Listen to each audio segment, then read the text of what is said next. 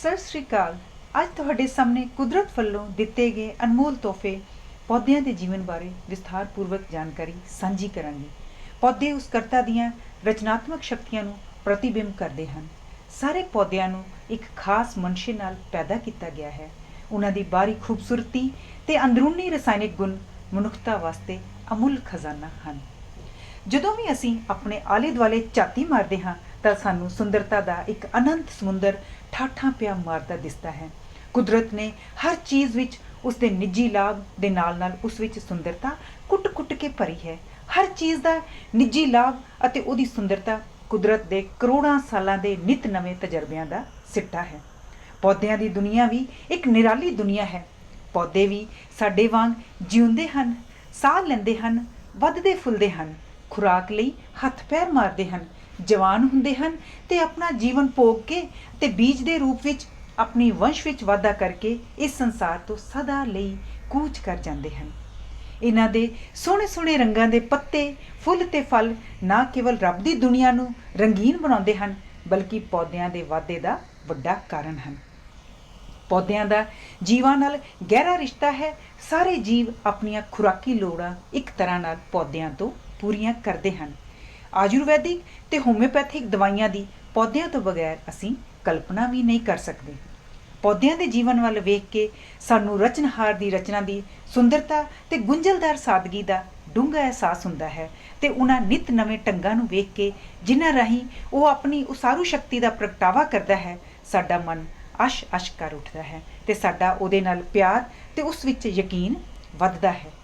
ਕੁਦਰਤ ਦੇ ਬੇਅੰਤ ਤੋਹਫਿਆਂ ਵਿੱਚ ਦਰਖਤਾਂ ਨੂੰ ਲੱਗਣ ਵਾਲੇ ਬੀਜਾਂ, ਫਲਾਂ, ਸੂਰਜੀ ਰੋਸ਼ਨੀ, ਵਰਖਾ, ਤਾਜ਼ਾ ਵਹਿੰਦਾ ਪਾਣੀ, ਸਾਫ਼ ਹਵਾ, ਪੰਛੀਆਂ ਦੀ ਮਧੁਰ ਆਵਾਜ਼, ਖੂਬਸੂਰਤ ਕੁਦਰਤੀ ਨਜ਼ਾਰੇ, ਰੰਗੀ ਰੰਗੀ ਪਾਤੀ ਕਰ ਵੰਨ ਸੁਵੰਨਤਾ ਵਾਲਾ ਜੀਵਨ, ਚੜ੍ਹਦੇ ਸੂਰਜ ਦੀ ਲਾਲੀ, ਰੰਗੀਨੀਆਂ ਨਾਲ ਡੁੱਬਦਾ ਹੋਇਆ ਸੂਰਜ, ਸਤਰੰਗੀ ਪੀਂਗ, ਜੀਵਨ ਤੇ ਮੌਤ, ਸਾਰੇ ਨਿਯਮ ਕੁਦਰਤ ਦੇ ਹਨ ਤੇ ਉਹ ਨਿਰੰਤਰ ਨਿਯਮਾਂ ਵਿੱਚ ਬੱਧੀ ਲਗਾਤਾਰ ਵਕਤ ਨਾਲ ਉਪਜ ਤੇ ਬਿਨਸ ਰਹੀ ਹੈ। ਸਤਿ ਸ਼੍ਰੀ ਅਕਾਲ। ਧੰਨਵਾਦ। ਹਰਜੀਤ ਬੰਗਲ। ਪੌਦਿਆਂ ਦਾ ਜੀਵਨ। ਪੌਦੇ ਦੇ ਭਾਗ। ਪਹਿਲੀ ਗੱਲ ਜੋ ਸਾਨੂੰ ਪੌਦਿਆਂ ਬਾਰੇ ਪਤਾ ਹੋਣੀ ਜ਼ਰੂਰੀ ਹੈ ਉਹ ਇਹ ਹੈ ਕਿ ਉਹਨਾਂ ਵਿੱਚ ਵੀ ਪਸ਼ੂਆਂ ਜਾਂ ਮਨੁੱਖਾਂ ਵਾਂਗ ਜਾਨ ਹੁੰਦੀ ਹੈ। ਉਹਨਾਂ ਨੂੰ ਵੀ ਹਵਾ ਤੇ ਪਾਣੀ ਦੀ ਲੋੜ ਹੁੰਦੀ ਹੈ। ਉਹ ਵੀ ਸਾਡੇ ਵਾਂਗ ਵੱਧਦੇ ਫੁੱਲਦੇ ਹਨ। ਉਹਨਾਂ 'ਤੇ ਵੀ ਬੁਢੇਪਾ ਹੁੰਦਾ ਹੈ ਤੇ ਸਾਡੇ ਵਾਂਗ ਉਹ ਵੀ ਆਪਣੀ ਉਮਰ ਭੋਗ ਕੇ ਮਰ ਮਿਟ ਜਾਂਦੇ ਹਨ। ਸਾਡੇ ਵਾਂਗ ਉਹ ਵੀ ਗਤੀ ਕਰਦੇ ਹਨ, ਪਰ ਕਿਉਂਕਿ ਉਹਨਾਂ ਦੀ ਗਤੀ ਬੜੀ ਹੌਲੀ ਹੁੰਦੀ ਹੈ ਇਸ ਲਈ ਸਾਨੂੰ ਇਸ ਬਾਰੇ ਚੰਗੀ ਤਰ੍ਹਾਂ ਪਤਾ ਨਹੀਂ ਲੱਗਦਾ। ਲਾਜਵੰਤੀ ਦੇ ਫੁੱਲ ਦਾ ਛੂਹਣ ਨਾਲ ਬੰਦ ਹੋ ਜਾਣਾ ਤੇ ਵੇਲਾਂ ਦਾ ਆਪਣੀਆਂ ਤਾਰਾਂ ਨਾਲ ਲਾਗੇ ਦੀਆਂ ਚੀਜ਼ਾਂ ਨੂੰ ਜਕੜ ਲੈਣਾ ਇਸ ਗੱਲ ਦਾ ਸਾਫ਼ ਸਬੂਤ ਹੈ। ਪੌਦੇ ਦਾ ਪਹਿਲਾ ਭਾਗ ਜੜ ਹੈ। ਜੜ ਆਮ ਤੌਰ 'ਤੇ ਧਰਤੀ ਦੇ ਅੰਦਰ ਹੁੰਦੀ ਹੈ। ਇਹ ਹੀ ਪਹਿਲਾਂ ਬੀਜ ਵਿੱਚੋਂ ਬਾਹਰ ਨਿਕਲਦੀ ਹੈ। ਜੜ ਦੀਆਂ ਵੀ ਵਾਲਾਂ ਵਾਂਗ ਬਹੁਤ ਬਰੀਕ ਬਰੀਕ ਸ਼ਾਖਾਂ ਹੁੰਦੀਆਂ ਹਨ। ਜੜ ਦੇ ਦੋ ਲਾਭ ਹੁੰਦੇ ਹਨ। ਇੱਕ ਇਹ ਪਾਣੀ ਨੂੰ, ਜਿਸ ਵਿੱਚ ਕਈ ਕਿਸਮਾਂ ਦੀ ਖੁਰਾਕ ਘੁਲੀ ਹੁੰਦੀ ਹੈ, ਚੂਸਦੀ ਹੈ। ਦੂਜੇ ਇਹ ਬੂਟੇ ਨੂੰ ਧਰਤੀ ਦੇ ਅੰਦਰ ਬੜੀ ਮਜ਼ਬੂਤੀ ਨਾਲ ਫੜ ਕੇ ਰੱਖਦੀ ਹੈ। ਪੌਦੇ ਦਾ ਦੂਜਾ ਭਾਗ ਤਣਾ ਹੁੰਦਾ ਹੈ। ਇਹ ਧਰਤੀ ਤੋਂ ਬਾਹਰ ਹੁੰਦਾ ਹੈ। ਇਹਦੇ 3 ਲਾਭ ਹਨ। ਇੱਕ, ਪੱਤਿਆਂ ਤੇ ਫੁੱਲਾਂ ਨੂੰ ਜਨਮ ਦੇਣਾ। ਦੂਜੇ, ਪੱਤਿਆਂ ਨੂੰ ਇਸ ਹਾਲਤ ਵਿੱਚ ਰੱਖਣਾ ਕਿ ਉਹਨਾਂ ਨੂੰ ਵੱਧ ਤੋਂ ਵੱਧ ਰੋਸ਼ਨੀ ਅਤੇ ਹਵਾ ਮਿਲ ਸਕੇ। ਤੀਜੇ, ਫੁੱਲਾਂ ਤੇ ਫਲਾਂ ਨੂੰ ਇਸ ਹਾਲਤ ਵਿੱਚ ਰੱਖਣਾ ਕਿ ਹਨੇਰੀ, ਕੀੜੇ ਮਕੌੜੇ ਤੇ ਪੰਛੀ ਉਹਨਾਂ ਤੱਕ ਸਹਿਲ ਹੀ ਪਹੁੰਚ ਸਕਣ। ਪੌਦੇ ਦਾ ਤੀਜਾ ਭਾਗ ਪੱਤੇ ਹੁੰਦੇ ਹਨ। ਇਹ ਤਣੇ ਦੇ ਉੱਪਰਲੇ ਭਾਗ ਤੇ ਉੱਗਦੇ ਹਨ। ਇਹ ਪੌਦੇ ਨੂੰ ਖੁਰਾਕ ਪਹੁੰਚਾਉਂਦੇ ਹਨ। ਆਪਣਾ ਕੰਮ ਠੀਕ ਕਰਨ ਲਈ ਇਹਨਾਂ ਨੂੰ ਹਵਾ ਤੇ ਰੋਸ਼ਨੀ ਮਿਲਣੀ ਜ਼ਰੂਰੀ ਹੈ। ਪੌਦੇ ਦਾ ਚੌਥਾ ਭਾਗ ਫੁੱਲ ਹੁੰਦੇ ਹਨ। ਇਹ ਜਾਂ ਤਾਂ ਪੱਤਿਆਂ ਤੋਂ ਪਹਿਲਾਂ ਜਾਂ ਪੱਤਿਆਂ ਦੇ ਨਾਲ ਹੀ ਜਾਂ ਉਹਨਾਂ ਪਿੱਛੋਂ ਤਣੇ ਦੇ ਉੱਪਰਲੇ ਭਾਗ ਤੇ ਉੱਗਦੇ ਹਨ। ਇਹਨਾਂ ਦਾ ਵੱਡਾ ਕੰਮ ਹੈ ਬੀਜ ਨੂੰ ਬਣਾਉਣਾ। ਇਹਨੂੰ ਬੀਜ ਬਣਾਉਣ ਵਿੱਚ ਕੀੜੀਆਂ ਮਕੌੜਿਆਂ ਦੀ ਸਹਾਇਤਾ ਲੈਣੀ ਪੈਂਦੀ ਹੈ। ਇਸ ਲਈ ਇਹਨਾਂ ਦੇ ਰੰਗ ਬੜੇ ਸੋਹਣੇ ਸੋਹਣੇ ਹੁੰਦੇ ਹਨ ਤਾਂ ਜੋ ਕੀੜੇ ਇਹਨਾਂ ਵੱਲ ਖਿੱਚੇ ਜਾ ਸਕਣ। ਪੌਦੇ ਦਾ ਪੰਜਵਾਂ ਤੇ ਆਖਰੀ ਭਾਗ ਫਲ ਹੁੰਦਾ ਹੈ। ਫੁੱਲ ਦੇ ਝੜ ਜਾਣ ਪਿੱਛੋਂ ਫਲ ਡੰਡੀ ਤੋਂ ਰਹਿ ਜਾਂਦਾ ਹੈ। ਫਲ ਵਿੱਚ ਬੀਜ ਹੁੰਦਾ ਹੈ। ਫਲ ਤੋਂ ਭਾਵ ਕੇਵਲ ਉਹ ਫਲ ਹੀ ਨਹੀਂ ਜਿਹੜੇ ਖਾਣ ਦੇ ਕੰਮ ਆਉਂਦੇ ਹਨ, ਬਲਕਿ ਉਹਨਾਂ ਸਭਨਾਂ ਨੂੰ ਫਲ ਦਾ ਨਾਂ ਦਿੱਤਾ ਗਿਆ ਹੈ ਜਿਨ੍ਹਾਂ ਵਿੱਚ ਬੀਜ ਹੁੰਦਾ ਹੈ। ਫਲ ਦੇ 2 ਲਾਭ ਹਨ। ਇੱਕ ਤਾਂ ਇਹ ਬੀਜ ਨੂੰ ਸੰਭਾਲ ਕੇ ਰੱਖਦਾ ਹੈ। ਦੂਜੇ, ਬੀਜ ਨੂੰ ਦੂਰ ਦੂਰ ਤੱਕ ਖਿਲਾਰਨ ਵਿੱਚ ਸਹਾਇਤਾ ਦਿੰਦਾ ਹੈ। ਜਾਨਵਰਾਂ ਵਾਂਗ ਪੌਦਿਆਂ ਦੀ ਵੀ ਵੱਖ-ਵੱਖ ਵੰਸ਼ਾਂ ਵਿੱਚ ਵੰਡ ਕੀਤੀ ਜਾਂਦੀ ਹੈ। ਇਹ ਵੰਡ ਉਹਨਾਂ ਦੀ ਬਣਤਰ ਵਿੱਚ ਸਾਦਗੀ ਜਾਂ ਪੇਚੀਦਗੀ ਅਨੁਸਾਰ ਕੀਤੀ ਜਾਂਦੀ ਹੈ। ਜੇ ਕਿਸੇ ਪੌਦੇ ਦੇ ਵੱਖ-ਵੱਖ ਭਾਗ ਵੱਖ-ਵੱਖ ਕੰਮ ਕਰਦੇ ਹੋਣ ਤਾਂ ਉਹ ਪੌਦਾ ਉੱਚੀ ਵੰਸ਼ ਦਾ ਕਹਾਉਂਦਾ ਹੈ। ਜਿਸ ਪੌਦੇ ਵਿੱਚ ਇੱਕੋ ਭਾਗ ਨੂੰ ਬਹੁਤ ਸਾਰੇ ਸਾਂਝੇ ਕੰਮ ਕਰਨੇ ਪੈਣ ਉਹ ਘਟੀਆ ਵੰਸ਼ ਵਿੱਚੋਂ ਗਿਣਿਆ ਜਾਂਦਾ ਹੈ। ਮਿਸਾਲ ਦੇ ਤੌਰ ਤੇ ਮਟਰਾਂ ਦੇ ਪੌਦੇ ਵਿੱਚ ਜੜ, ਤਣਾ, ਪੱਤੇ, ਫੁੱਲ ਤੇ ਫਲ ਵੱਖ-ਵੱਖ ਕੰਮ ਕਰਦੇ ਹਨ, ਪਰ ਗੰਨੇ ਦਾ ਤਣਾ ਹੀ ਬੀਜ ਬਣਾਉਣ ਦਾ ਕੰਮ ਕਰ ਦਿੰਦਾ ਹੈ। ਇਸ ਲਈ ਮਟਰ ਦਾ ਪੌਦਾ ਉੱਚੀ ਵੰਸ਼ ਵਿੱਚੋਂ ਹੈ ਤੇ ਗੰਨੇ ਦਾ ਪੌਦਾ ਘਟੀਆ ਵੰਸ਼ ਵਿੱਚੋਂ। ਪੁਰਾਣੇ ਯੁੱਗਾਂ ਦੇ ਪਥਰਾਏ ਹੋਏ ਪੌਦਿਆਂ ਤੋਂ ਵੀ ਸਾਨੂੰ ਪਤਾ ਲੱਗਦਾ ਹੈ ਕਿ ਅੱਜ ਕੱਲ੍ਹ ਦੇ ਕਿਹੜੇ ਪੌਦੇ ਪਿਛਲੇ ਯੁੱਗਾਂ ਦੇ ਪੌਦਿਆਂ ਨਾਲ ਸੰਬੰਧ ਰੱਖਦੇ ਹਨ। ਪੌਦੇ ਹੇਠ ਲਿਖੀਆਂ 6 ਸ਼੍ਰੇਣੀਆਂ ਵਿੱਚ ਵੰਡੇ ਗਏ ਹਨ। ਸਮੁੰਦਰੀ ਕਾਈ ਤੇ ਖੁੰਬਾਂ, ਸਧਾਰਨ ਕਾਈ, ਨੰਬਰ 3 ਘਾਹ ਜਿਸ ਦੇ ਫੁੱਲ ਨਹੀਂ ਹੁੰਦੇ, ਨੰਬਰ 4 ਚੀਲ, ਦੇਵਦਾਰ, ਸਰੂ ਆਦਿ, ਨੰਬਰ 5 ਖਜੂਰ, ਨਾਰੀਅਲ, ਫੁੱਲਦਾਰ ਘਾਹ, ਲਿੱਲੀ ਤੇ ਹੋਰ 3 ਜਾਂ 6 ਪੰਖੜੀਆਂ ਵਾਲੇ ਫੁੱਲ। ਉਹ ਰੁੱਖ ਅਤੇ ਪੌਦੇ ਜਿਨ੍ਹਾਂ ਦੇ ਫੁੱਲ ਦੀਆਂ 4 ਜਾਂ 5 ਪੰਖੜੀਆਂ ਹੁੰਦੀਆਂ ਹਨ। ਸਾਇੰਸ ਦੀ ਖੋਜ ਅਨੁਸਾਰ ਹਰ ਜੀਵਤ ਪਦਾਰਥ ਦੀ ਬਣਤਰ, ਭਾਵੇਂ ਉਹ ਪੌਦਾ ਹੋਵੇ ਜਾਂ ਪਸ਼ੂ, ਹੇਠ ਲਿਖੇ ਅਸੂਲਾਂ ਤੇ ਆਧਾਰਿਤ ਹੈ। ਭਾਵੇਂ ਬੱਚਿਆਂ ਦੀ ਸ਼ਕਲ ਹੂ ਬਹੂ ਆਪਣੇ ਮਾਤਾ ਪਿਤਾ ਨਾਲ ਨਹੀਂ ਮਿਲਦੀ, ਪਰ ਉਹਨਾਂ ਦਾ ਮੁਹਾਂਦਰਾ ਉਹਨਾਂ ਨਾਲ ਥੋੜ੍ਹਾ ਬਹੁਤ ਜ਼ਰੂਰ ਮਿਲਦਾ ਹੈ। ਜਵਾਲਾਮੁਖੀ ਫੁੱਲ ਦਾ ਬੀਜ 2 ਵੱਖ-ਵੱਖ ਜਵਾਲਾਮੁਖੀ ਫੁੱਲਾਂ ਤੋਂ ਉਤਪੰਨ ਹੁੰਦਾ ਹੈ। ਇਸ ਬੀਜ ਵਿੱਚੋਂ ਵੀ ਜਵਾਲਾਮੁਖੀ ਫੁੱਲ ਹੀ ਪੈਦਾ ਹੋਏਗਾ, ਪਰ ਧਿਆਨ ਨਾਲ ਵੇਖਣ ਤੇ ਪਤਾ ਲੱਗੇਗਾ ਕਿ ਇਸ ਦੀ ਬਣਤਰ ਅਤੇ ਉਸ ਦੇ 2 ਫੁੱਲਾਂ ਦੀ ਬਣਤਰ ਵਿੱਚ, ਜਿਨ੍ਹਾਂ ਤੋਂ ਇਹ ਉਤਪੰਨ ਹੋਇਆ ਹੈ, ਥੋੜ੍ਹਾ ਬਹੁਤ ਫਰਕ ਜ਼ਰੂਰ ਹੈ। ਨੰਬਰ 2, ਹਰ ਜੀਵ ਜਾਂ ਪੌਦਾ ਜਿਸ ਵਾਤਾਵਰਣ ਵਿੱਚ ਰਹਿੰਦਾ ਹੈ ਉਹ ਆਪਣਾ ਜੀਵਨ ਉਸੇ ਅਨੁਸਾਰ ਹੀ ਢਾਲ ਲੈਂਦਾ ਹੈ। ਜਿਵੇਂ ਮੱਛੀ ਦਾ ਹਰ ਅੰਗ ਉਸ ਨੂੰ ਪਾਣੀ ਵਿੱਚ ਰਹਿਣ ਦੇ ਯੋਗ ਬਣਾਉਂਦਾ ਹੈ, ਇਹੋ ਹੀ ਅਸੀਂ ਆਪਣੀ ਪਾਣੀ ਜਾਂ ਮਾਰੂਥਲ ਵਿੱਚ ਉੱਗਣ ਵਾਲੇ ਪੌਦਿਆਂ ਬਾਰੇ ਕਹਿ ਸਕਦੇ ਹਾਂ। ਨੰਬਰ 3, ਹਰ ਜੀਵ ਨੂੰ ਜਿਉਂਦੇ ਰਹਿਣ ਲਈ ਘੋਲ ਕਰਨਾ ਪੈਂਦਾ ਹੈ। ਇੱਕ ਰੁੱਖ ਵਿੱਚ ਹਜ਼ਾਰਾਂ ਹੀ ਬੀਜ ਬਣਦੇ ਹਨ, ਪਰ ਉਹਨਾਂ ਵਿੱਚੋਂ ਕੋਈ ਹੀ ਕਿਸਮਤ ਵਾਲਾ ਬੀਜ ਹੁੰਦਾ ਹੈ ਜਿਸ ਨੂੰ ਉੱਗਣ ਦਾ ਮੌਕਾ ਮਿਲਦਾ ਹੈ। ਬਾਕੀ ਸਭ ਬੀਜ ਕਿਸੇ ਨਾ ਕਿਸੇ ਕਾਰਨ ਨਸ਼ਟ ਹੋ ਜਾਂਦੇ ਹਨ। ਪਿਓਨ ਦੁਆਰਾ ਘਟੀਆ ਕਿਸਮ ਦੇ ਬੂਟੇ ਵਿੱਚੋਂ ਵਧੀਆ ਕਿਸਮ ਦਾ ਬੂਟਾ ਪੈਦਾ ਕੀਤਾ ਜਾ ਸਕਦਾ ਹੈ। ਮਿਸਾਲ ਦੇ ਤੌਰ ਤੇ ਹਰ ਕੁਦਰਤੀ ਫਲ ਵਿੱਚ ਬੀਜ ਦਾ ਹੋਣਾ ਜ਼ਰੂਰੀ ਹੈ, ਪਰ ਜਿਹੜੇ ਕੇਲੇ ਅਸੀਂ ਖਾਂਦੇ ਹਾਂ ਉਹਨਾਂ ਵਿੱਚ ਬੀਜ ਨਹੀਂ ਹੁੰਦੇ। ਇਸ ਦਾ ਕਾਰਨ ਇਹ ਹੈ ਕਿ ਅਸੀਂ ਕੇਲੇ ਦਾ ਗੁੱਦਾ ਹੀ ਖਾਣਾ ਪਸੰਦ ਕਰਦੇ ਹਾਂ, ਬੀਜ ਨਹੀਂ। ਇਸ ਲਈ ਬੀਜਣ ਵਾਲੇ ਸਦੀਆਂ ਤੋਂ ਹੀ ਉਹਨਾਂ ਕੇਲਿਆਂ ਨੂੰ ਬੀਜਦੇ ਰਹੇ ਹਨ ਜਿਨ੍ਹਾਂ ਵਿੱਚ ਘੱਟ ਤੋਂ ਘੱਟ ਗਿਣਤੀ ਵਿੱਚ ਬੀਜ ਹੋਣ, ਤੇ ਪਿਉਂਦਾਂ ਵੀ ਉਹਨਾਂ ਹੀ ਪੌਦਿਆਂ ਦੀਆਂ ਲਾਉਂਦੇ ਰਹੇ ਹਨ। ਹੁਣ ਬੀਜ ਬਹੁਤ ਛੋਟੇ-ਛੋਟੇ ਤੇ ਗਿਣਤੀ ਵਿੱਚ ਨਾ ਮਾਤਰ ਹੀ ਰਹਿ ਗਏ ਹਨ। ਉਹ ਜੀਵ ਜੋ ਆਪਣੇ ਜੀਵਨ ਨੂੰ ਉਸ ਵਾਤਾਵਰਣ ਦੇ ਅਨੁਕੂਲ ਢਾਲ ਲੈਂਦਾ ਹੈ ਜਿਸ ਵਿੱਚ ਉਹ ਪੈਦਾ ਹੋਇਆ ਹੋਵੇ, ਸੁਰੱਖਿਅਤ ਰਹਿੰਦਾ ਹੈ, ਨਹੀਂ ਤਾਂ ਉਹ ਕਿਸੇ ਨਾ ਕਿਸੇ ਕਾਰਨ ਨਸ਼ਟ ਹੋ ਜਾਂਦਾ ਹੈ। ਇੱਕ ਜੰਗਲ ਦੇ ਕਿਨਾਰੇ ਤੇ ਇੱਕ ਪੌਦਾ ਸੀ।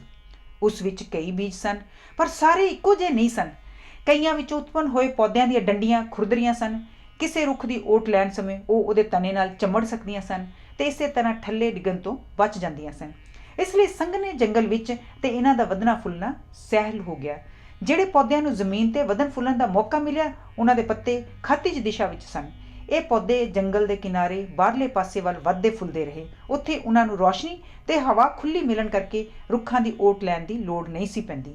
ਆਖਰ ਕਈ ਪੀੜ੍ਹੀਆਂ ਪਿੱਛੋਂ ਜੰਗਲ ਵਾਲੇ ਪੌਦੇ ਹੌਲੀ-ਹੌਲੀ ਕੰਡਿਆਂ ਵਾਲੀ ਵੇਲ ਦਾ ਰੂਪ ਧਾਰਨ ਕਰ ਗਏ ਤੇ ਜੰਗਲ ਤੋਂ ਬਾਹਰ ਵਾਲੇ ਪੌਦੇ ਧਰਤੀ ਤੇ ਫੈਲਣ ਵਾਲੀ ਵੇਲ ਦਾ ਰੂਪ ਧਾਰਨ ਕਰ ਗਏ। ਹੁਣ ਕੇਵਲ ਇੱਕ ਸਿਆਣਾ ਸਾਇੰਸਦਾਨ ਹੀ ਭਾਂਪ ਸਕਦਾ ਹੈ ਕਿ ਉਹ ਇੱਕੋ ਵੰਸ਼ ਵਿੱਚੋਂ ਹਨ।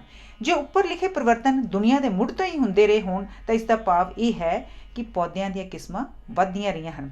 ਪੌਦੇ ਆਪਣੇ ਵਾਤਾਵਰਣ ਦੇ ਅਨੁਸਾਰ ਬਦਲਦੇ ਰਹੇ ਹਨ ਤੇ ਪਹਿਲਾਂ ਨਾਲੋਂ ਗੁੰਝਲਦਾਰ ਬਣਦੇ ਰਹੇ ਹਨ।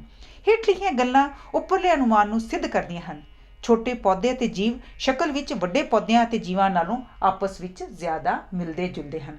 ਪਹਿਲੋਂ ਪਹਿਲ ਬੀਜ ਵਿੱਚ ਆਪਣੀ ਜਾਤ ਦੇ ਪੌਦਿਆਂ ਦੀ ਕੋਈ ਉਚੇਚੀ ਨਿਸ਼ਾਨੀ ਨਹੀਂ ਮਿਲਦੀ।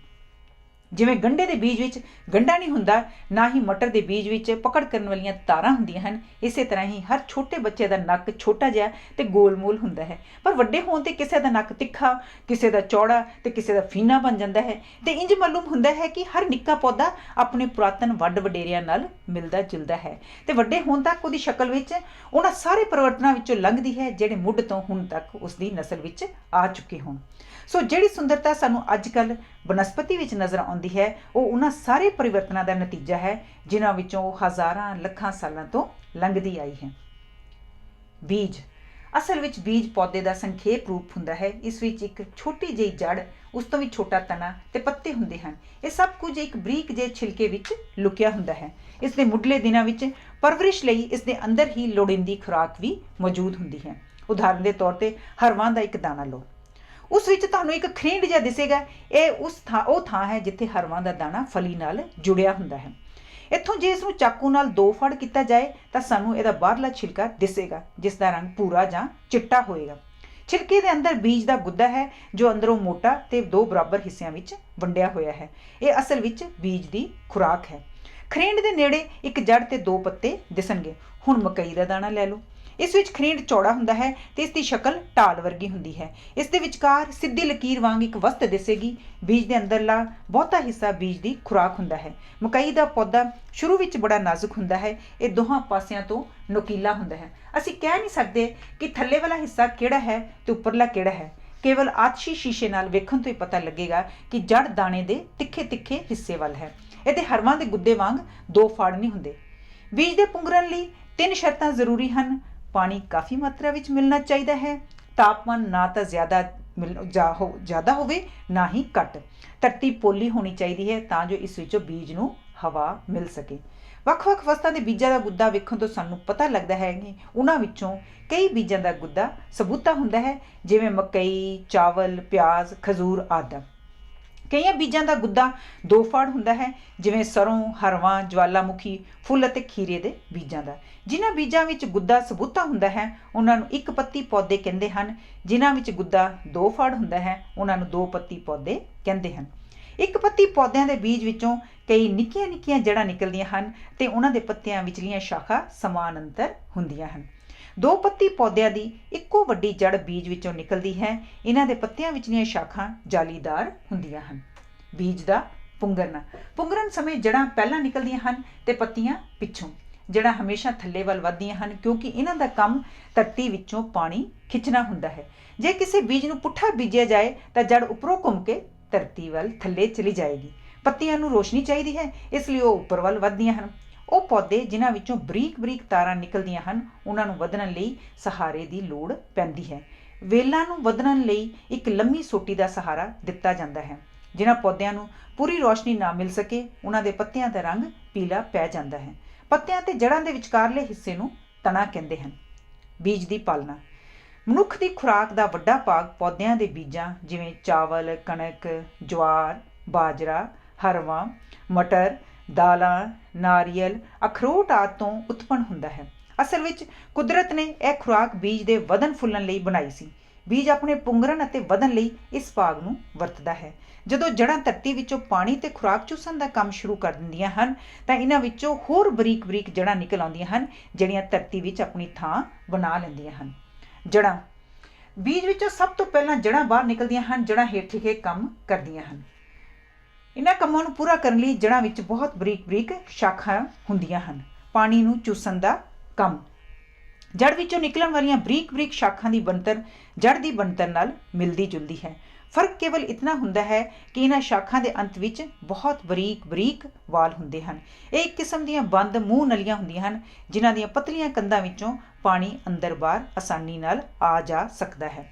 ਪੌਦਾ ਸਭ ਤੋਂ ਜ਼ਿਆਦਾ ਮਾਤਰਾ ਵਿੱਚ ਜਿਸ ਵਸਤੂ ਨੂੰ ਚੂਸਦਾ ਹੈ ਉਹ ਪਾਣੀ ਹੁੰਦਾ ਹੈ, ਪਰ ਧਰਤੀ ਵਿਚਲਾ ਪਾਣੀ ਸ਼ੁੱਧ ਨਹੀਂ ਹੁੰਦਾ। ਇਸ ਵਿੱਚ ਧਰਤੀ ਵਿਚਲੇ ਕਈ ਪ੍ਰਕਾਰ ਦੇ ਰਸਾਇਣਿਕ ਪਦਾਰਥ ਘੁਲੇ ਹੁੰਦੇ ਹਨ। ਇਹਨਾਂ ਵਿੱਚੋਂ ਕਈ ਤਾਂ ਪੌਦੇ ਲਈ ਲਾਭਦਾਇਕ ਹੁੰਦੇ ਹਨ, ਪਰ ਕਈ ਐਸੇ ਵੀ ਹੁੰਦੇ ਹਨ ਜਿਨ੍ਹਾਂ ਦਾ ਪੌਦੇ ਨੂੰ ਕੋਈ ਲਾਭ ਨਹੀਂ ਹੁੰਦਾ। ਸਭ ਤੋਂ ਜ਼ਰੂਰੀ ਵਸਤੂ ਜਿਹੜੀ ਪੌਦੇ ਨਾਲ ਪਾਣੀ ਪ੍ਰਾਪਤ ਕਰਦੇ ਹਨ ਉਹ ਨਾਈਟ੍ਰੋਜਨ ਹੁੰਦੀ ਹੈ।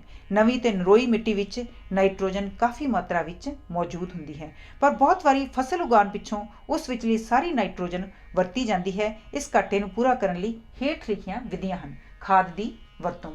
ਇਹ ਪਸ਼ੂਆਂ ਦੇ ਗੋਹੇ ਜਾਂ ਲਿੱਧ, ਗਲੇ ਸੜੇ ਪੱਤਿਆਂ, ਧਰਤੀ ਵਿਚਲੇ ਸ਼ੋਰੇ ਆਦਿ ਜਿਹੇ ਰਸਾਇਣਿਕ ਪਦਾਰਥਾਂ ਤੋਂ ਹਾਸਲ ਕੀਤੀ ਜਾਂਦੀ ਹੈ। ਖਾਦ ਵਿੱਚ ਨਾਈਟ੍ਰੋਜਨ ਕਾਫੀ ਮਾਤਰਾ ਵਿੱਚ ਹੁੰਦੀ ਹੈ। ਹਵਾ ਵਿਚਲੀ ਨਾਈਟ੍ਰੋਜਨ ਦੀ ਵਰਤੋਂ। ਹਵਾ ਲਗਭਗ 80% ਨਾਈਟ੍ਰੋਜਨ ਦੀ ਬਣੀ ਹੁੰਦੀ ਹੈ, ਪਰ ਪੌਦੇ ਇਸ ਨਾਈਟ੍ਰੋਜਨ ਨੂੰ ਤਦ ਤੱਕ ਨਹੀਂ ਵਰਤ ਸਕਦੇ ਜਦ ਤੱਕ ਕਿ ਕਿਸੇ ਰਸਾਇਣਿਕ ਪਦਾਰਥ ਨਾਲ ਮਿਲ ਕੇ ਪਾਣੀ ਵਿੱਚ ਨਾ ਘੁਲ ਜਾਵੇ। ਫਸਲਾਂ ਨੂੰ ਬਦਲ ਕੇ ਲਾਉਣਾ। ਜੇ ਫਸਲਾਂ ਨੂੰ ਬਦਲ ਕੇ ਲਾਇਆ ਜਾਏ ਤਾਂ ਧਰਤੀ ਦੀ ਤਾਕਤ ਘਟਦੀ ਨਹੀਂ। ਮਿਸਾਲ ਦੇ ਤੌਰ ਤੇ ਜੇ ਇੱਕ ਵਾਰੀ ਕਣਕ ਦੀ ਫਸਲ ਕੱਟ ਕੇ ਉਸ ਵਿੱਚ ਫਿਰ ਕਣਕ ਹੀ ਬੀਜ ਦਿੱਤੀ ਜਾਏ ਤਾਂ ਧਰਤੀ ਦੀ ਸ਼ਕਤੀ ਘਟਣ ਕਰਕੇ ਦੂਜੀ ਵਾਰ ਕਣਕ ਦੀ ਫਸਲ ਚੰਗੀ ਨਹੀਂ ਹੋਏਗੀ। पर जे एक बार कणक की फसल कट्टण पिछों मटर हरवां जां होर कोई दाल बीज दित्ती जाए तो धरती की शक्ति नहीं घटेगी। पानी नूं चूसण लई लोड़ींदा तापमान, जे तापमान बहुत घट होवे तां जड़ां पानी नूं चंगी तरह नहीं चूस सकदियां। ठंडिਆਂ देशों में पानी जम के बर्फ बन जाता है, इसलिए जड़ां नूं पानी नहीं मिलता। जमाव दर्जे तो काफ़ी उपर तक भी पानी इतना ठंडा हुंदा है कि जड़ां उसनूं चूस नहीं सकदियां।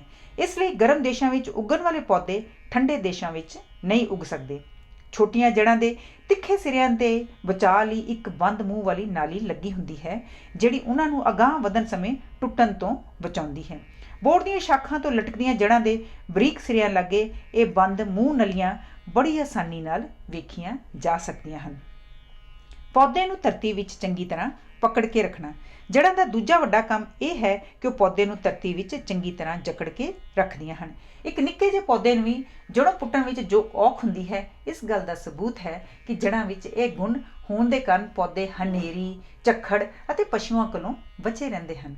कई वारी कई जड़ां बीज विचों निकलण दी थां रुख दे किसी होर हिस्से विचों निकल आंदियां हन। इन्हां जड़ां नूं आप खुदरीਆਂ जड़ां कहंदे हन। ਇਹ तद तक ही निकलदियां हन ਜਦੋਂ ਕਿਸੇ रुख नूं खड़ाउण लई होर ज़्यादा सहारे दी लोड़ पवे। ਇਹ जड़ां तने तो जरा को उपरों निकलदियां हन। ਕਿਸੇ ਕਾਰਨ ਬੋੜ ਦਾ रुख आप खुदरीਆਂ जड़ां अपणीਆਂ ਟਾਹਣੀਆਂ ਤੋਂ ਥੱਲੇ ਵੱਲ ਨੂੰ ਭੇਜਦਾ ਹੈ। ਜਦੋਂ ਉਹ ਧਰਤੀ ਲਾਗੇ ਪਹੁੰਚ ਜਾਂਦੀਆਂ ਹਨ ਤਾਂ ਉਹ ਵੀ ਬਾਕੀ ਜੜਾਂ ਵਾਂਗ ਖਿੱਲਰ ਜਾਂਦੀਆਂ ਹਨ, ਪਰ ਉਹ ਜੜਾਂ ਦਾ ਧਰਤੀ ਤੋਂ ਬਾਹਰਲਾ ਹਿੱਸਾ ਹਰ ਸਾਲ ਮੋਟਾਈ ਵਿੱਚ ਵੱਧਦਾ ਰਹਿੰਦਾ ਹੈ ਤੇ ਹੌਲੀ ਹੌਲੀ ਤਣੇ ਦਾ ਰੂਪ ਧਾਰਨ ਕਰ ਲੈਂਦਾ ਹੈ। ਇਹ ਜੜਾਂ ਬੋੜ ਦੀਆਂ ਲੰਮੀਆਂ ਲੰਮੀਆਂ ਟਾਹਣੀਆਂ ਨੂੰ ਖੱਤਿਜ ਦਿਸ਼ਾ ਵੱਲ ਵਧਣ ਵਿੱਚ ਸਹਾਇਤਾ ਦਿੰਦੀਆਂ ਹਨ। ਖਾਸ ਹਾਲਤਾਂ ਵਿੱਚ ਆਪ ਖੁਦਰੀਆਂ ਜੜਾਂ ਕਈ ਪੌਦਿਆਂ ਦੇ ਪੱਤਿਆਂ ਵਿੱਚੋਂ ਵੀ ਨਿਕਲ ਆਉਂਦੀਆਂ ਹਨ। ਖੁਰਾਕ ਨੂੰ ਜਮ੍ਹਾਂ ਕਰਕੇ ਰੱਖਣਾ। ਕਈ ਪੌਦਿਆਂ ਵਿੱਚ ਜੜਾਂ ਔਖੇ ਸਮੇਂ ਲਈ ਖੁਰਾਕ ਜਮ੍ਹਾਂ ਕਰਕੇ ਰੱਖਣ ਦਾ ਕੰਮ ਵੀ ਕਰਦੀਆਂ ਹਨ, ਜਿਵੇਂ ਕਿ ਠੰਡੇ ਮੌਸਮ ਜਾਂ ਸੋਕੇ ਦੇ ਮੌਸਮ ਵਿੱਚ ਗਾਜਰ, ਸ਼ਲਗਮ, ਸ਼ੱਕਰਕੰਦੀ, ਆਲੂ ਆਦਿ ਇਸ ਕਿਸਮ ਦੇ ਪੌਦਿਆਂ ਦੀ ਮਿਸਾਲ ਹਨ। ਤਣਾ। ਕਈ ਪੌਦਿਆਂ ਦੇ ਤਣੇ ਧਰਤੀ ਦੇ ਅੰਦਰ ਹੀ ਹੁੰਦੇ ਹਨ ਤੇ ਉਹਨਾਂ ਦਾ ਜੜ੍ਹਾਂ ਨਾਲੋਂ ਫਰਕ ਕਰਨਾ ਔਖਾ ਹੋ ਜਾਂਦਾ ਹੈ, ਪਰ ਜੇ ਅਸੀਂ ਹੇਠ ਲਿਖੀਆਂ ਦੋ ਗੱਲਾਂ ਦਾ ਧਿਆਨ ਰੱਖੀਏ ਤਾਂ ਅਸੀਂ ਇਸ ਭੁਲੇਖੇ ਤੋਂ ਬਚ ਸਕਦੇ ਹਾਂ। ਤਣੇ ਦੇ ਪੱਤੇ ਤੇ ਫੁੱਲਾਂ ਦੀਆਂ ਡੋਡੀਆਂ ਲੱਗਦੀਆਂ ਹਨ, ਪਰ ਜੜ੍ਹਾਂ ਨਾਲ ਨਹੀਂ ਪੱਤੇ ਲੱਗਦੇ ਨਾ ਹੀ ਫੁੱਲਾਂ ਦੀਆਂ ਡੋਡੀਆਂ। ਤਣੇ ਦਾ ਰੋਸ਼ਨੀ ਸਾਹਮਣੇ ਆਉਣ ਨਾਲ ਰੰਗ ਹਰਾ ਹੋ ਜਾਂਦਾ ਹੈ, ਪਰ ਜੜ੍ਹਾਂ ਦਾ ਰੰਗ ਹਰਾ ਨਹੀਂ ਹੁੰਦਾ। ਧਰਤੀ ਦੇ ਅੰਦਰ ਵਾਰ ਤਣਾ ਦੋ ਕੰਮ ਕਰਦਾ ਹੈ। ਇੱਕ ਤਾਂ ਇਹ ਸਰਦੀ ਜਾਂ ਸੋਕੇ ਦੇ ਸਮੇਂ ਲਈ ਖੁਰਾਕ ਦਾ ਬਚਾਅ ਕਰਕੇ ਰੱਖਦਾ ਹੈ, ਦੂਜਾ ਇਹ ਇੱਕ ਨਵਾਂ ਪੌਦਾ ਉਤਪੰਨ ਕਰਦਾ ਹੈ। ਜਿਨ੍ਹਾਂ ਹਾਲਤਾਂ ਵਿੱਚ ਪਹਿਲਾ ਕੰਮ ਜ਼ਰੂਰੀ ਹੋਵੇ ਤਾਂ ਤਣਾ ਮੋਟਾ ਹੁੰਦਾ ਹੈ ਤੇ ਜਿਨ੍ਹਾਂ ਹਾਲਤਾਂ ਵਿੱਚ ਦੂਜਾ ਕੰਮ ਜ਼ਰੂਰੀ ਹੋਵੇ ਤਣਾ ਪਤਲਾ ਹੀ ਰਹਿੰਦਾ ਹੈ ਤੇ ਖੱਤਿਜ ਦਿਸ਼ਾ ਵੱਲ ਵੱਧਦਾ ਹੈ। ਆਮ ਤੌਰ ਤੇ ਧਰਤੀ ਦੇ ਅੰਦਰ ਵਾਲੇ ਸਭ ਤਣੇ ਦੋਵੇਂ ਕੰਮ ਕਰਦੇ ਹਨ। ਉਹਨਾਂ ਦੇਸ਼ਾਂ ਵਿੱਚ ਜਿਹੜੇ ਜਾਂ ਤਾਂ ਬਹੁਤ ਠੰਡੇ ਹੁੰਦੇ ਹਨ ਜਾਂ ਖੁਸ਼ਕ ਹੁੰਦੇ ਹਨ, ਧਰਤੀ ਦੇ ਅੰਦਰਲਾ ਤਣਾ ਬਹੁਤ ਮੋਟਾ ਹੁੰਦਾ ਹੈ। ਸੋਕੇ ਜਾਂ ਸਰਦੀ ਦੇ ਮੌਸਮ ਵਿੱਚ ਜੜ੍ਹਾਂ ਪਾਣੀ ਨਹੀਂ ਖਿੱਚ ਸਕਦੀਆਂ। ਜਦੋਂ ਮੌਸਮ ਬਦਲਦਾ ਹੈ ਉਹ ਆਪਣਾ ਕੰਮ ਸ਼ੁਰੂ ਕਰ ਦਿੰਦੀਆਂ ਹਨ, ਪਰ ਪੌਦੇ ਨੂੰ ਬੜੀ ਸਹਾਇਤਾ ਮਿਲਦੀ ਹੈ ਜੇ ਉਸ ਪਾਸ ਖੁਰਾਕ ਦਾ ਕੁਝ ਜ਼ਖੀਰਾ ਪਹਿਲਾਂ ਹੀ ਜਮ੍ਹਾਂ ਹੋਵੇ। ਆਮ ਤੌਰ 'ਤੇ ਫੁੱਲ ਪਹਿਲਾਂ ਨਿਕਲ ਆਉਂਦੇ ਹਨ, ਪਰ ਜੇ ਪੱਤੇ ਵੀ ਨਾਲ ਹੀ ਨਿਕਲ ਆਉਣ ਤਾਂ ਫੁੱਲਾਂ ਦੇ ਖਤਮ ਹੋਣ ਤੋਂ ਪਿੱਛੋਂ ਵੀ ਉਗਦੇ ਰਹਿੰਦੇ ਹਨ ਤੇ ਧਰਤੀ ਦੇ ਅੰਦਰਲੇ ਤਣੇ ਨੂੰ ਖੁਰਾਕ ਪਹੁੰਚਾਉਂਦੇ ਰਹਿੰਦੇ ਹਨ। ਇਸ ਲਈ ਫੁੱਲ ਖਤਮ ਹੋ ਜਾਣ ਪਿੱਛੋਂ ਵੀ ਪੱਤਿਆਂ ਨੂੰ ਕਦੀ ਨਹੀਂ ਕੱਟਣਾ ਚਾਹੀਦਾ। ਨਵਾਂ ਪੌਦਾ ਉਗਾਉਣਾ। ਜੇ ਕਿਸੇ ਕਾਰਨ ਧਰਤੀ ਵਿਚਲੀ ਖੁਰਾਕ ਜਿੱਥੇ ਪੌਦਾ ਉੱਗਿਆ ਹੁੰਦਾ ਹੈ ਘਟ ਜਾਏ ਤਾਂ ਪੌਦਿਆਂ ਨੂੰ ਉਸ ਥਾਂ 'ਤੇ ਬਦਲਣ ਦੀ ਲੋੜ ਪੈਂਦੀ ਹੈ। ਇਸ ਲਈ ਪੌਦੇ ਦਾ ਧਰਤੀ ਦੇ ਅੰਦਰਲਾ ਤਣਾ ਖੱਤਿਜ ਦਿਸ਼ਾ ਵੱਲ ਵਧਣਾ ਸ਼ੁਰੂ ਹੋ ਜਾਂਦਾ ਹੈ ਤੇ ਉਸ ਦਾ ਪੁਰਾਣਾ ਹਿੱਸਾ ਸੁੱਕ ਸੜ ਜਾਂਦਾ ਹੈ। ਅੰਦਰੂਨੀ ਤਣੇ ਦੀਆਂ ਵੱਖ-ਵੱਖ ਕਿਸਮਾਂ। ਬਲਬ। ਇਹਦੀ ਸ਼ਕਲ ਭੂਕਾਂ ਵਾਲੇ ਪਿਆਜ਼ ਵਰਗੀ ਹੁੰਦੀ ਹੈ। ਲਿੱਲੀ ਫੁੱਲ ਦਾ ਅੰਦਰੂਨੀ ਤਣਾ ਬਲਬ ਦੀ ਸ਼ਕਲ ਦਾ ਹੁੰਦਾ ਹੈ। ਵੱਡੇ ਬਲਬ ਨਾਲ ਛੋਟਾ ਜਿਹਾ ਇੱਕ ਹੋਰ ਬਲਬ ਵੀ ਲੱਗਾ ਹੁੰਦਾ ਹੈ। ਇਹ ਵਕਤ ਆਉਣ 'ਤੇ ਅਲੱਗ ਹੋ ਜਾਂਦਾ ਹੈ ਤੇ ਅਲੱਗ ਜੀਵਨ ਭੋਗਣਾ ਸ਼ੁਰੂ ਕਰ ਦਿੰਦਾ ਹੈ। ਹਰੇ ਪੱਤੇ ਬਲਬ ਦੇ ਅੰਦਰੋਂ ਹੀ ਨਿਕਲਣੇ ਸ਼ੁਰੂ ਹੁੰਦੇ ਹਨ। ਜੜ੍ਹਾਂ ਬਲਬ ਦੇ ਥੱਲੇ ਵਾਲੇ ਭਾਗ ਵਿੱਚੋਂ ਨਿਕਲਦੀਆਂ ਹਨ। ਕੈਨਾ ਫੁੱਲ ਦੀ ਗੰਢ। ਇਹਦਾ ਤਣਾ ਗੰਢਾਂ ਨਾਲ ਭਰਿਆ ਹੁੰਦਾ ਤੇ ਮੋਟਾ ਹੁੰਦਾ ਹੈ ਤੇ ਖੱਤਿਜ ਦਿਸ਼ਾ ਵੱਲ ਫੈਲਦਾ ਹੈ। ਇਸ ਦੀਆਂ ਸ਼ਾਖਾਂ ਜਿਸ ਵਿੱਚੋਂ ਪੱਤੇ ਅਤੇ ਫੁੱਲ ਨਿਕਲਦੇ ਹਨ ਉੱਪਰ ਵੱਲ ਉੱਠਦੀਆਂ ਹਨ। ਇਸ ਦੇ ਥੱਲੇ ਵਾਲੇ ਭਾਗ ਵਿੱਚੋਂ ਜੜ੍ਹਾਂ ਨਿਕਲਦੀਆਂ ਹਨ। ਇਹ ਤਣਾ ਭੂਰੇ ਰੰਗ ਦੇ ਇੱਕ ਬਰੀਕ ਛਿਲਕੇ ਨਾਲ ਢੱਕਿਆ ਹੁੰਦਾ ਹੈ। ਥੋੜ੍ਹੇ ਚਿਰ ਪਿੱਛੋਂ ਪਿਛਲੀ ਗੰਢ ਸੁੱਕ ਸੜ ਜਾਂਦੀ ਹੈ ਤੇ ਵਿੱਚੋਂ ਨਿਕਲੀ ਨਵੀਂ ਗੰਢ ਖੱਤਿਜ ਦਿਸ਼ਾ ਵਿੱਚ ਵੱਧ ਕੇ ਆਪਣੀ ਅਲੱਗ ਹਸਤੀ ਕਾਇਮ ਕਰ ਲੈਂਦੀ ਹੈ ਤੇ ਆਪਣੀ ਪਾਲਣਾ ਲਈ ਖੁਰਾਕ ਜਮ੍ਹਾਂ ਕਰ ਲੈਂਦੀ ਹੈ। ਅਦਰਕ, ਕਮਲ ਫੁੱਲ ਆਦਿਆਂ ਕੈਨਾਂ ਵਰਗੀਆਂ ਗੰਢਾਂ ਹੁੰਦੀਆਂ ਹਨ। ਆਲੂ। ਇਸ ਦੀ ਧਰਤੀ ਦੀ ਬਹੁਤ ਸਾਰੀਆਂ ਬਰੀਕ ਬਰੀਕ ਸ਼ਾਖਾਂ ਹੁੰਦੀਆਂ ਹਨ ਜਿਸ ਨੂੰ ਅਸੀਂ ਆਲੂ ਕਹਿੰਦੇ ਹਨ। ਇਹ ਅਸਲ ਵਿੱਚ ਆਲੂ ਦੇ ਬੂਟੇ ਦਾ ਤਣਾ ਹੁੰਦਾ ਹੈ। ਆਲੂ ਵੱਲ ਧਿਆਨ ਨਾਲ ਵੇਖੀਏ ਤਾਂ ਇਸ ਵਿੱਚ ਕਿਤੇ ਨਾ ਕਿਤੇ ਅੱਖ ਦੀ ਸ਼ਕਲ ਵਰਗੇ 1 ਜਾਂ 2 ਨਿਸ਼ਾਨ ਦਿਸਣਗੇ। ਜੇ ਆਲੂ ਦੇ ਇਸ ਹਿੱਸੇ ਨੂੰ ਧਰਤੀ ਵਿੱਚ ਦੱਬ ਦਿੱਤਾ ਜਾਏ ਤਾਂ ਇਸ ਵਿੱਚੋਂ ਇੱਕ ਡੰਡੀ ਪੁੰਗਰ ਕੇ ਬਾਹਰ ਵੱਲ ਨਿਕਲ ਆਏਗੀ।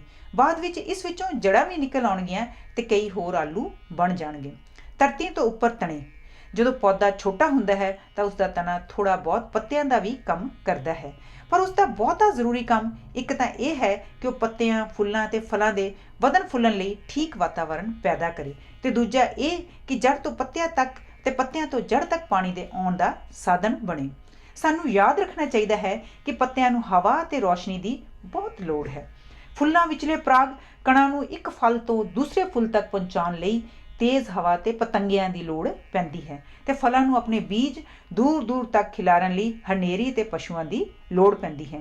ਪਰ ਤਣੇ ਦਾ ਵੱਡਾ ਕੰਮ ਇਹ ਹੈ ਕਿ ਇਹ ਪੱਤਿਆਂ, ਫਲਾਂ ਤੇ ਫੁੱਲਾਂ ਸਭ ਦੀ ਸੇਵਾ ਕਰੇ। ਇਸ ਸੇਵਾ ਲਈ ਤਣਾ ਜਾਂ ਤਾਂ ਸਿੱਧਾ ਤੇ ਉੱਚਾ ਖੜਾ ਹੁੰਦਾ ਹੈ ਜਾਂ ਧਰਤੀ ਦੇ ਨਾਲ ਖੱਤੀਜ ਦਿਸ਼ਾ ਵਿੱਚ ਹੁੰਦਾ ਹੈ। ਖੜਾ ਤਣਾ।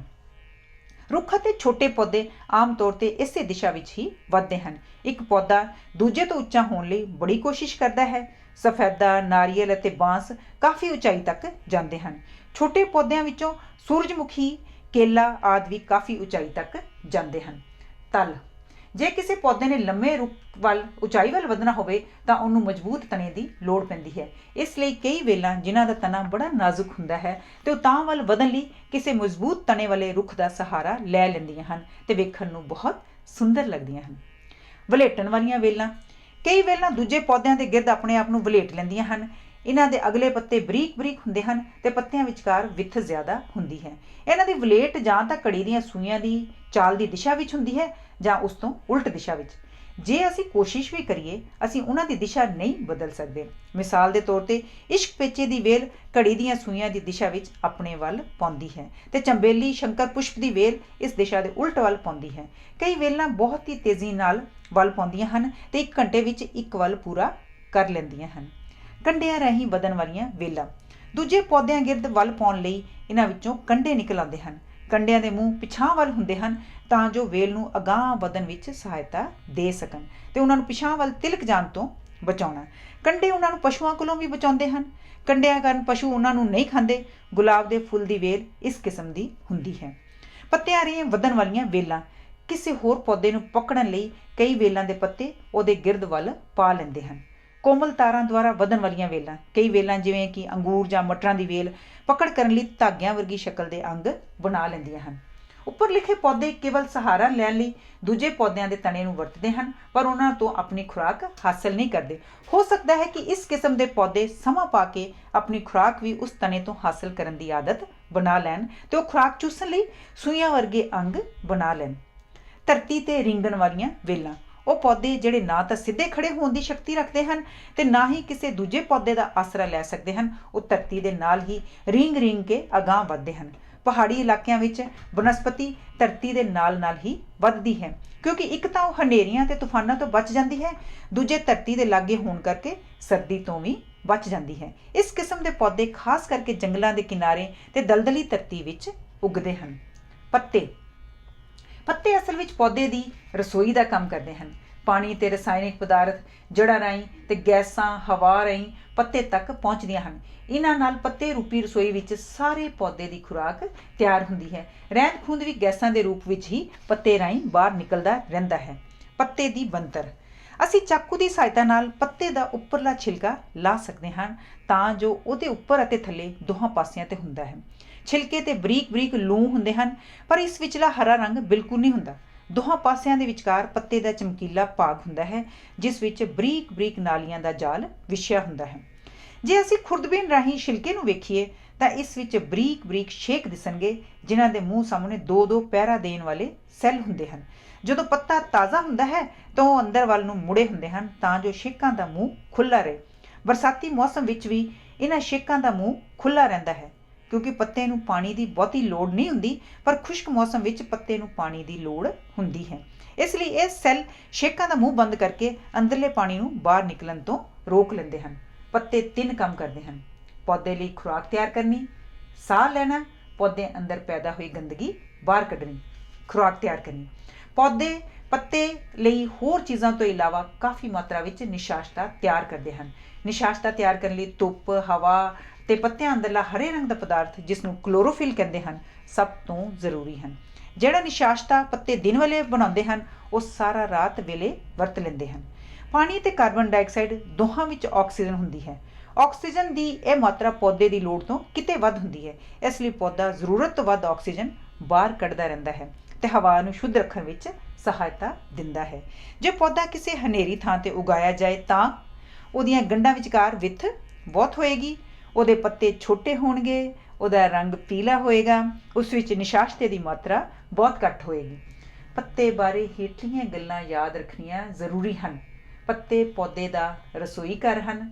ਪੱਤੇ ਵਿਚਲਾ ਕਲੋਰੋਫਿਲ ਜਾਂ ਹਰੇ ਰੰਗ ਦਾ ਪਦਾਰਥ ਰਸੋਈਆ ਹੈ। ਸੂਰਜ ਦੀ ਰੋਸ਼ਨੀ ਚੁੱਲ੍ਹੇ ਦੀ ਅੱਗ ਹੈ। ਪੱਤੇ ਦੇ ਉੱਪਰ ਛਿਲਕੇ ਵਿਚਲੇ ਛੇਕ ਰਸੋਈ ਦਾ ਬੂਹਾ ਹਨ, ਜਿਸ ਰਾਹੀਂ ਕਾਰਬਨ ਡਾਈਆਕਸਾਈਡ ਅੰਦਰ ਦਾਖਲ ਹੁੰਦੀ ਹੈ ਤੇ ਆਕਸੀਜਨ ਬਾਹਰ ਨਿਕਲਦੀ ਹੈ।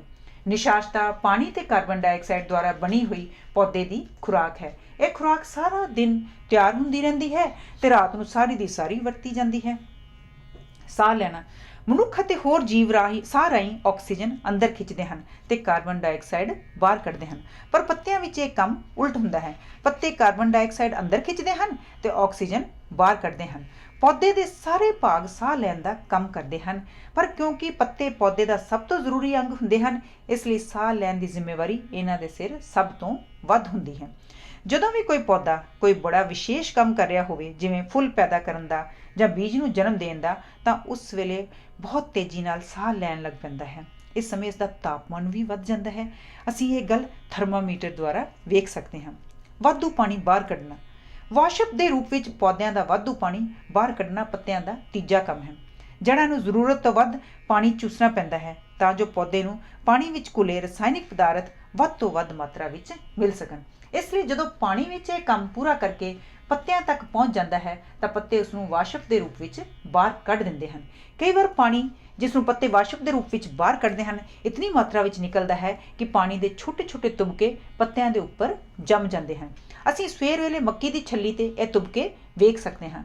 ਗਰਮ ਇਲਾਕਿਆਂ ਵਿੱਚ ਉੱਗਣ ਵਾਲੇ ਕਈ ਪੌਦੇ ਇਤਨਾ ਪਾਣੀ ਛੱਡਦੇ ਹਨ ਕਿ ਸਵੇਰ ਵੇਲੇ ਉਹਨਾਂ ਦੀ ਸੰਘਣੀ ਪੈਦਾਵਾਰ ਵਿੱਚੋਂ ਲੰਘਣ ਵੇਲੇ ਇੰਜ ਜਾਪਦਾ ਹੈ ਕਿ ਸ਼ਾਇਦ ਬੂੰਦਾਬਾਂਦੀ ਹੀ ਹੋ ਰਹੀ ਹੈ। ਇਹੋ ਜਿਹੇ ਪੌਦਿਆਂ ਵਿੱਚ ਵਾਲ, ਗਿਲਟੀਆਂ ਅਤੇ ਪਾਣੀ ਦੇ ਨਿਕਾਸ ਲਈ ਮੁਸਾਮ ਹੁੰਦੇ ਹਨ।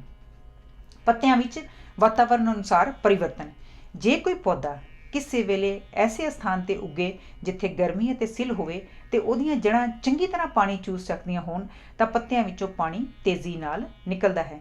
ਇਸ ਲਈ ਇਸ ਦੇ ਪੱਤੇ ਵੱਡੇ ਵੱਡੇ ਪਰ ਪਤਲੇ ਹੁੰਦੇ ਹਨ, ਜਿਵੇਂ ਕਿ ਪਿੱਪਲ ਅਤੇ ਕੇਲੇ ਦੇ ਪੱਤੇ।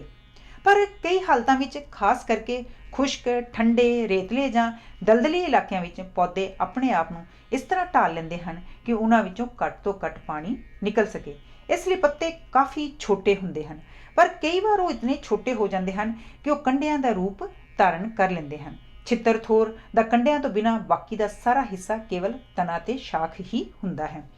ਇੱਕ ਹੋਰ ਸਾਧਨ ਵੀ ਹੈ ਜਿਸ ਦੁਆਰਾ ਪੌਦੇ ਆਪਣਾ ਵਾਸ਼ਪੀਕਰਨ ਘਟਾ ਲੈਂਦੇ ਹਨ। ਉਹ ਆਪਣੇ ਪੱਤਿਆਂ ਨੂੰ ਜਾਂ ਤਾਂ ਅੰਦਰ ਵੱਲ ਮਰੋੜ ਲੈਂਦੇ ਹਨ ਜਾਂ ਬੰਦ ਕਰ ਲੈਂਦੇ ਹਨ। ਇਸ ਤਰ੍ਹਾਂ ਉਹਨਾਂ ਦਾ ਤਲ ਘਟ ਜਾਣ ਨਾਲ ਵਾਸ਼ਪੀਕਰਨ ਵੀ ਘਟ ਜਾਂਦਾ ਹੈ। ਇਹ ਉਹ ਦੁਪਹਿਰ ਵੇਲੇ ਕਰਦੇ ਹਨ ਜਦ ਹਵਾ ਤੇਜ਼ ਹੋਵੇ, ਕਿਉਂਕਿ ਉਸ ਸਮੇਂ ਵਾਸ਼ਪੀਕਰਨ ਜ਼ਿਆਦਾ ਹੋਣ ਦਾ ਖਤਰਾ ਹੁੰਦਾ ਹੈ। ਪੌਦੇ ਵਾਸ਼ਪੀਕਰਨ ਨੂੰ ਬੰਦ ਕਰਨ ਲਈ ਇੱਕ ਹੋਰ ਸਾਧਨ ਵੀ ਵਰਤਦੇ ਹਨ। ਸਰਦੀਆਂ ਜਾਂ ਖੁਸ਼ਕ ਮੌਸਮ ਵਿੱਚ ਉਹਨਾਂ ਦੇ ਪੱਤੇ ਬਿਲਕੁਲ ਝੜ ਜਾਂਦੇ ਹਨ।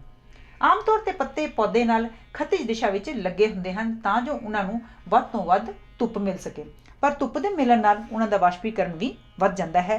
ਸੋ ਜਿਸ ਪੌਦੇ ਨੂੰ ਵਾਸ਼ਪੀਕਰਨ ਘਟਾਉਣ ਦੀ ਲੋੜ ਪਵੇ, ਖਾਸ ਕਰਕੇ ਦੁਪਹਿਰ ਵੇਲੇ, ਤਾਂ ਉਹਦੇ ਪੱਤੇ ਮੁਰਝਾ ਕੇ ਥੱਲੇ ਵੱਲ ਲਟਕ ਜਾਂਦੇ ਹਨ।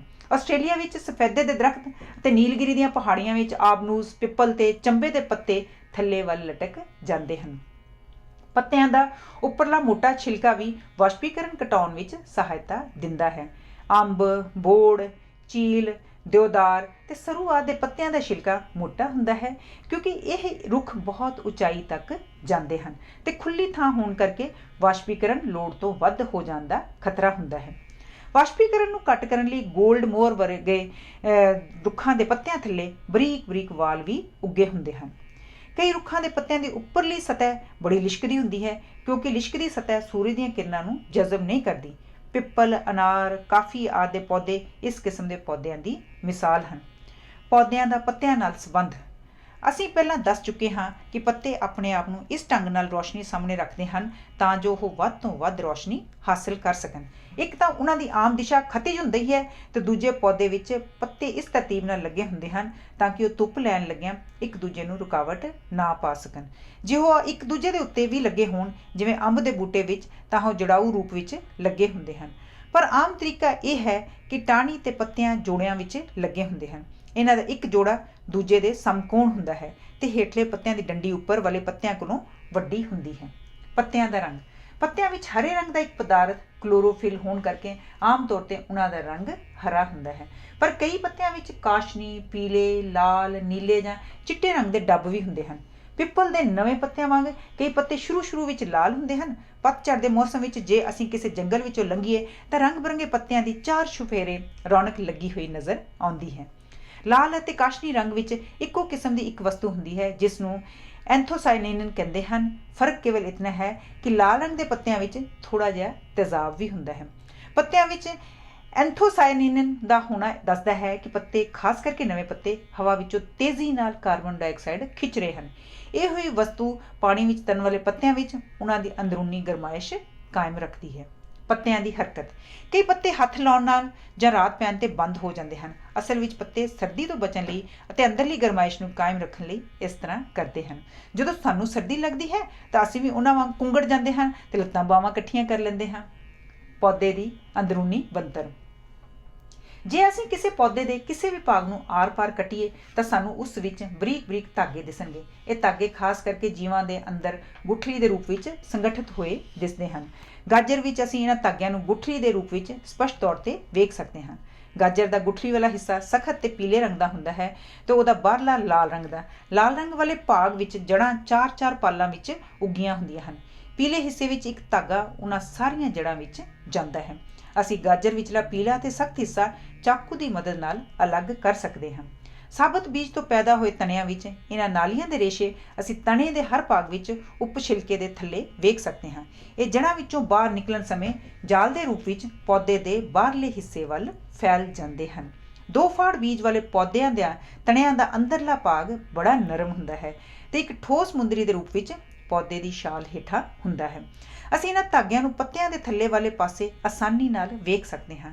ਪੱਤਿਆਂ ਵਿੱਚ ਜਾਂ ਤਾਂ ਇਹ ਧਾਗੇ ਸਮਾਨਾਂਤਰ ਕਤਾਰਾਂ ਦੇ ਜਿਵੇਂ ਬਾਂਸ ਦੇ ਪੱਤੇ ਵਿੱਚ ਜਾਂ ਜਾਲ ਦੇ ਰੂਪ ਵਿੱਚ ਜਿਵੇਂ ਪਿੱਪਲ ਦੇ ਪੱਤੇ ਵਿੱਚ ਫੈਲੇ ਹੁੰਦੇ ਹਨ। ਫੁੱਲਾਂ ਦੀ ਪੱਤੀਆਂ ਵਿੱਚ ਧਾਗੇ।